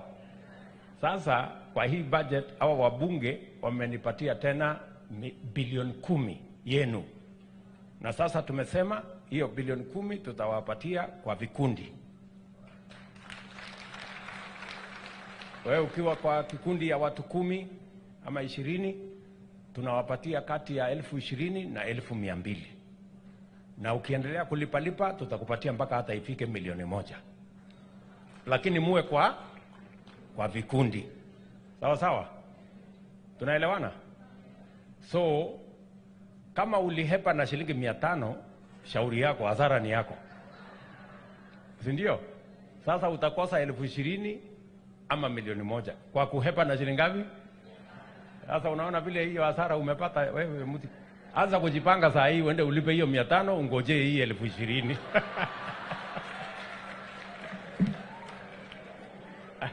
Ama namna gani? Yaani wewe unafikiria kwamba tutakuja tukupatie 20,000 na ulitoroka na 500?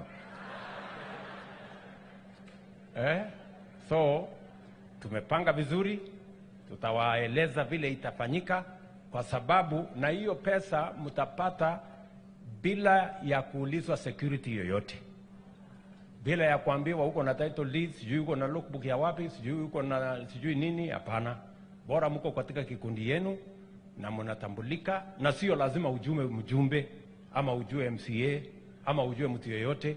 Bora mko katika kikundi, we will identify you. Vile ulipata pesa ya Hustler Fund kwa simu, hakuna committee.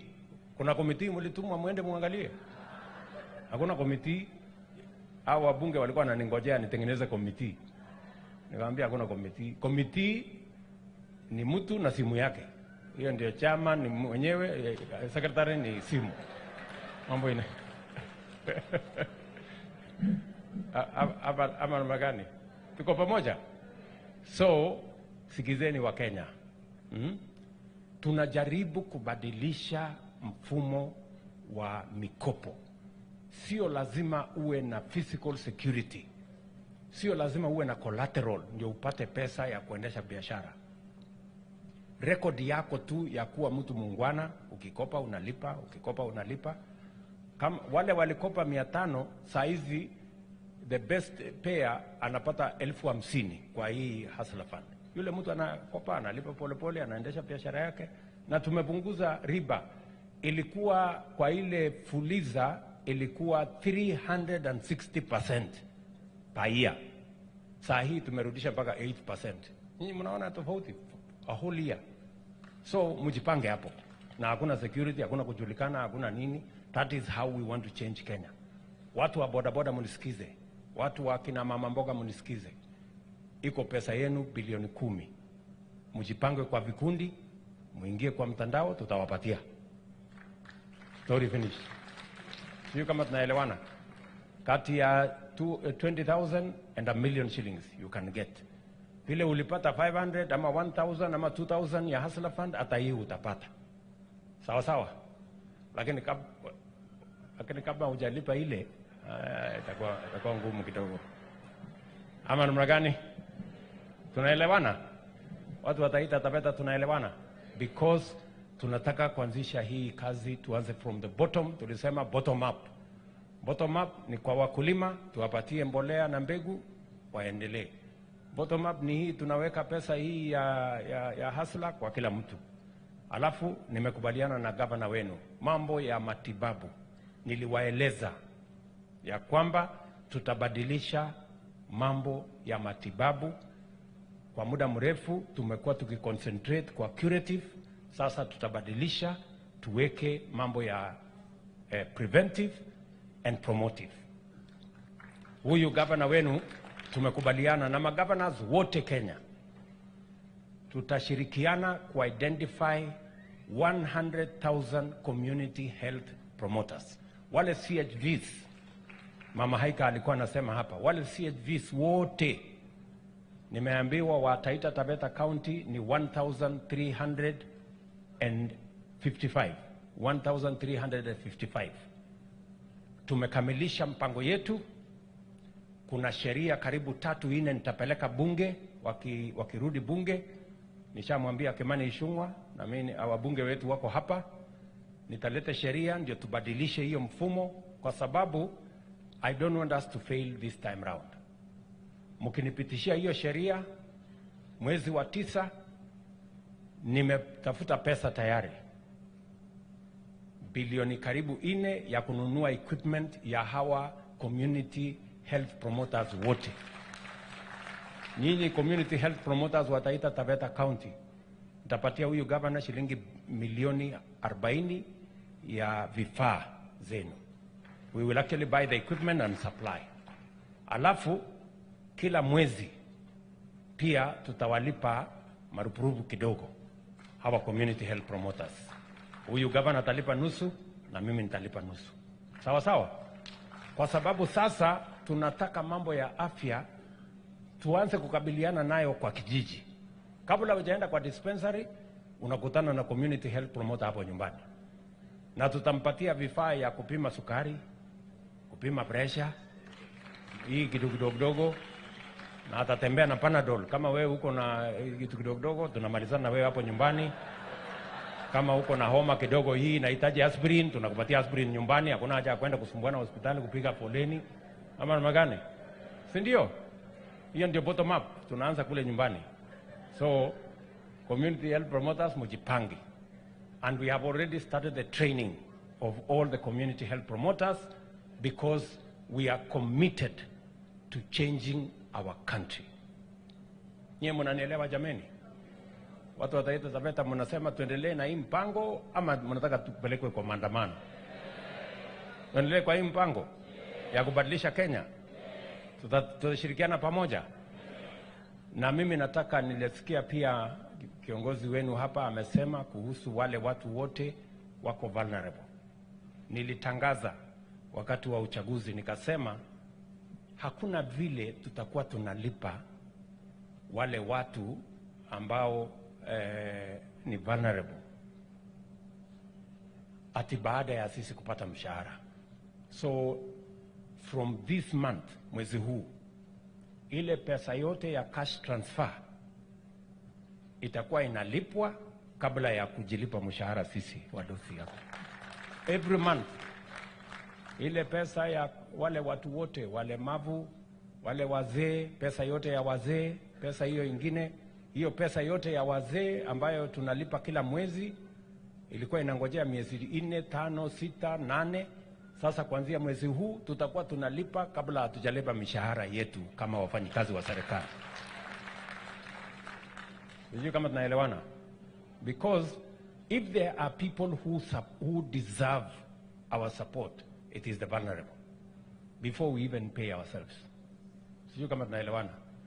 So nishaamurisha Ministry of Finance to make sure that we implement that program beginning this month. Tushirikiane, tupeleke taifa letu la Kenya mbele. Mwisho kabisa, mimi nawashukuru sana. Viongozi wengi wameongea hapa, wamesema hatutaki kupiganisha watu. Hatutaki vita. Hatutaki kuharibu mali. Hatutaki kuharibu biashara. Tunataka tushirikiane, tujenge msingi sawasawa, tuhakikishe tunasaidia biashara zetu, tunapanga vile Wakenya wataenda mbele na tupange mambo ya amani katika taifa letu. Na mimi nataka niwaulize wote, tafadhali tusiharibu nchi yetu kwa vita na fujo, kuharibu mali, kuharibu biashara. Nchi ya Kenya ni mama yetu sote. Hakuna mtu wako na nchi mbadala or an extra place to go, maybe a few people, but majority of us, this is the only home we have. Ama namna gani jamani? So mimi nawauliza hasa vijana wa Kenya, nataka niwaulize kwa unyenyekevu vijana wa Kenya, msikubali ati kupatiwa pesa kidogo uende uvunje sheria, upige polisi na mawe, upige polisi na tear gas, upige polisi na risasi, uharibu mali ya wananchi, uharibu biashara ya watu, uharibu mali ya umma.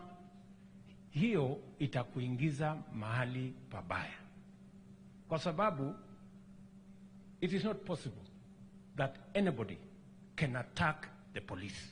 You cannot. The police is the symbol of security of Kenya. Therefore, you cannot attack the police with stones, I don't know, with all manner of crude weapons, including guns. That is not acceptable, and that will not happen in Kenya.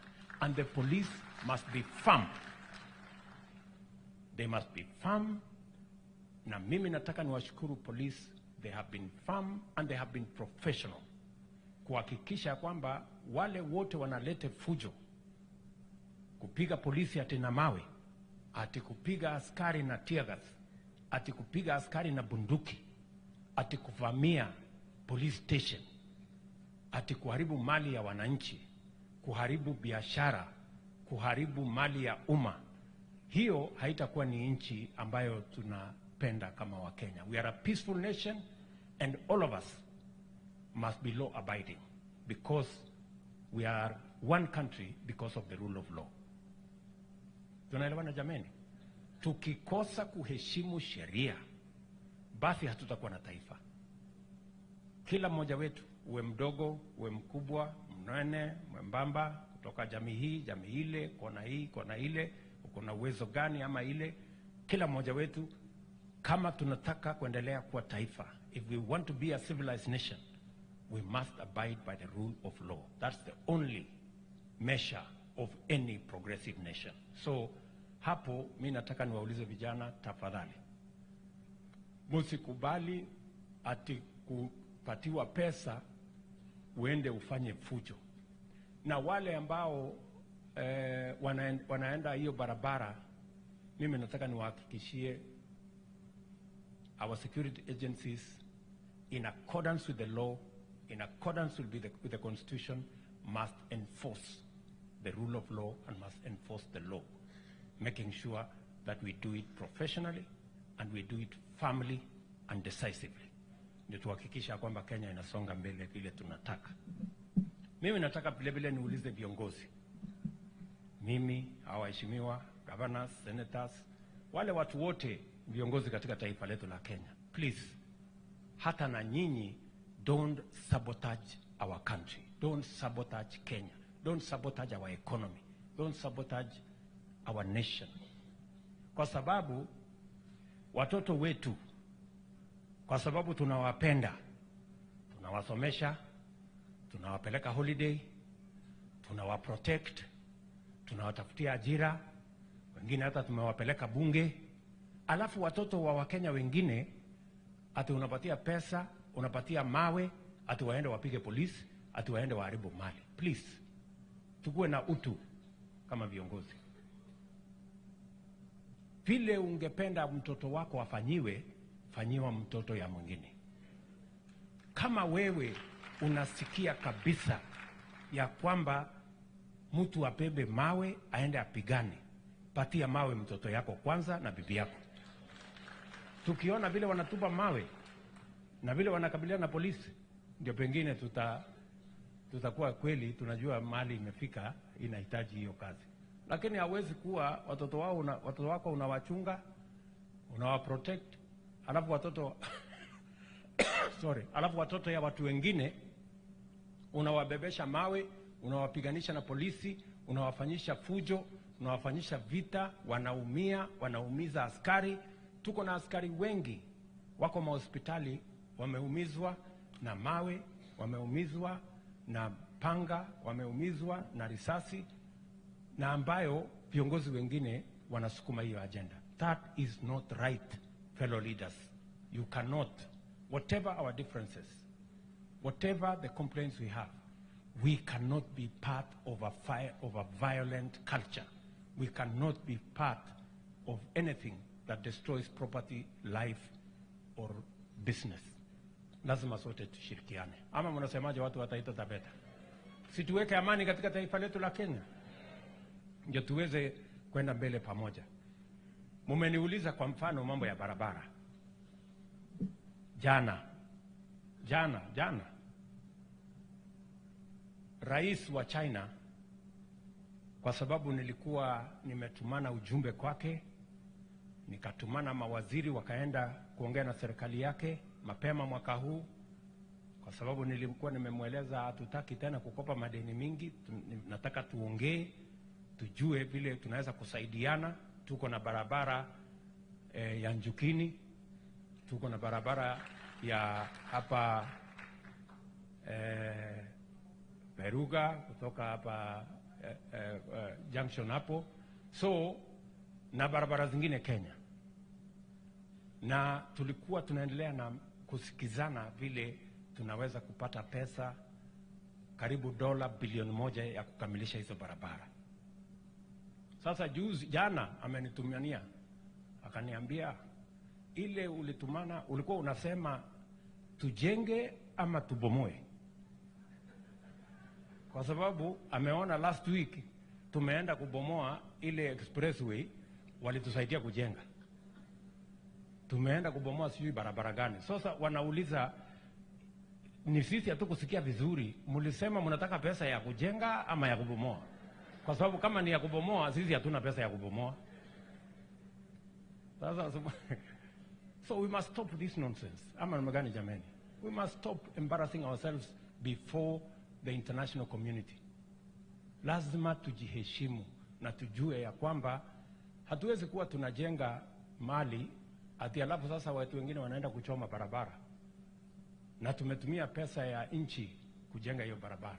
Wewe wakati unachoma barabara ama unaharibu mali ambayo tumetumia ushuru ya Kenya ambayo imepatikana kwa njia ngumu kuharibu, wewe ni kujenga Kenya unajenga ama ni kubomoa Kenya unabomoa? Na yule kiongozi ambaye unaendesha hiyo maneno, na wewe ndio unatangaza ati twendeni tuchome mali ya umma, twendeni tuharibu mali ya fulani, hiyo ni uongozi wa aina gani? So anyway, mimi nawashukuru sana kwamba tumekubaliana, tunashirikiana. Jameni, watu wa Taita Taveta, mnasema nifanye kazi na hawa viongozi wenu. Siniombe hawa viongozi wafanye kazi na mimi. Na mimi sina maneno mengine, tafadhali viongozi tufanye kazi pamoja. Na hata sisemi mtoke kwa chama chenu, kila mtu akae kwa chama yake, lakini tufanye kazi pamoja. Ama namna gani? Tafadhali, asanteni. So nishirikiane na hawa viongozi, tujenge Taita Taveta County, tujenge Kenya, tupeleke taifa letu la Kenya mbele. Na vile niliwaeleza, I'm going to work with these leaders so that we can drive our country forward. So asanteni sana. Vile mmesikia, mimi pia ni mwenyeji wa hapa, si ndio? Mimi ni kijiji yangu inaitwa Mata hapa chini. Mimi natoka na huyu mimi natoka na huyu Bwire kijiji moja. Lakini sasa wewe Bwire sasa wewe unapinga mambo ya mtu ya kijiji yako hao. Na pale kijijini unajua hata hii barabara tunaweka barabara hiyo lami yenye inaenda mpaka kwako. Sasa nikienda kwa kijiji tukikutana pale kwa nyumba 10. Sini nikikushtaki huwezi kutoka hapo. Hapa mragadi. Lakini huyu Bwire ni mtu yangu na tumekubaliana tutafanya kazi pamoja. Asante sana mheshimiwa, we're going to work together. So mimi nawashukuru sana watu wa Taita Taveta. Mimi nawapenda sana, nawatakia baraka ya Mungu. na kawaida tunakubaliananga, wakati kama saa hii tunakubaliana. Umesikia hata Mwashako vile amesema, amenipeleka mpaka nyumbani huko, tukafanya mambo ya stima, tukafanya mambo ya shule, tukafanya nini, lakini siku ya kura sijui na kuendanga na ikifika siku ya kura ananisahau. Mpaka siku nyingine nilikuwa nashangaa, ama mimi nawasumbua na maendeleo. Pengine nyinyi hamtaki maendeleo, kwa sababu ile mtu mnampigia kura kila wakati hajashughulika na mambo yenu ya maendeleo. Sio kanisa haendi, sio sijui wapi hafanyi, hakuna mradi yeyote anafanya. Harambee ya shule hakuna, harambee ya kina mama hakuna. Lakini siku ya kupiga kura, mpaka hata mimi nikasema, ama mimi nasumbua watu na mambo mingi ya maendeleo, mara nawasumbua tufanya nawasumbua na kazi ya maendeleo.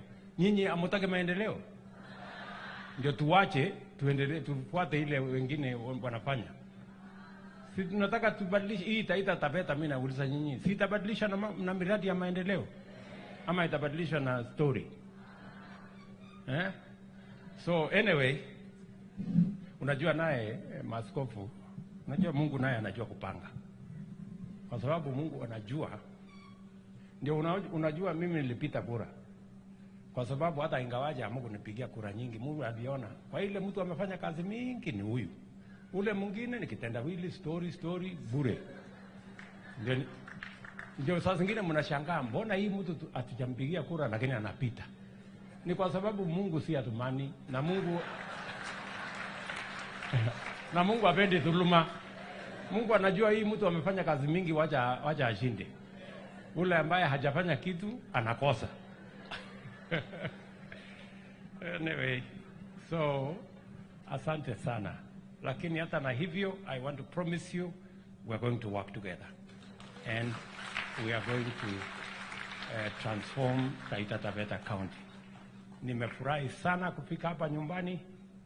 Mimi ni mmoja wenu, tutashirikiana na Mungu atatusaidia ili mipango yetu yote ifaulu.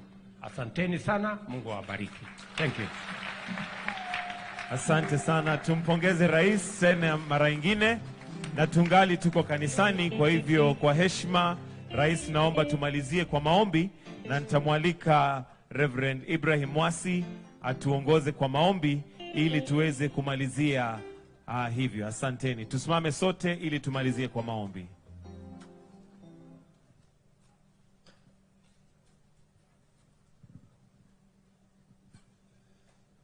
Baba yetu, katika jina la Yesu tunakushukuru tena kwa sababu ya umbali huu na yote ambayo Bwana ametendeka mahali hapa ni kwa ajili ya utukufu wako. Naweka kila mmoja mikononi mwako tunapotamatisha sehemu hii na kuregea mahali tulikotoka. Tunaomba rehema za safari na ulinzi wako katikati yetu, ye Bwana. Tutakapofika katika sehemu zetu tukiwa salama, tutakuwa na sababu ya kukushukuru. Kwa jina la Baba na la Mwana na la Roho Mtakatifu. Amen.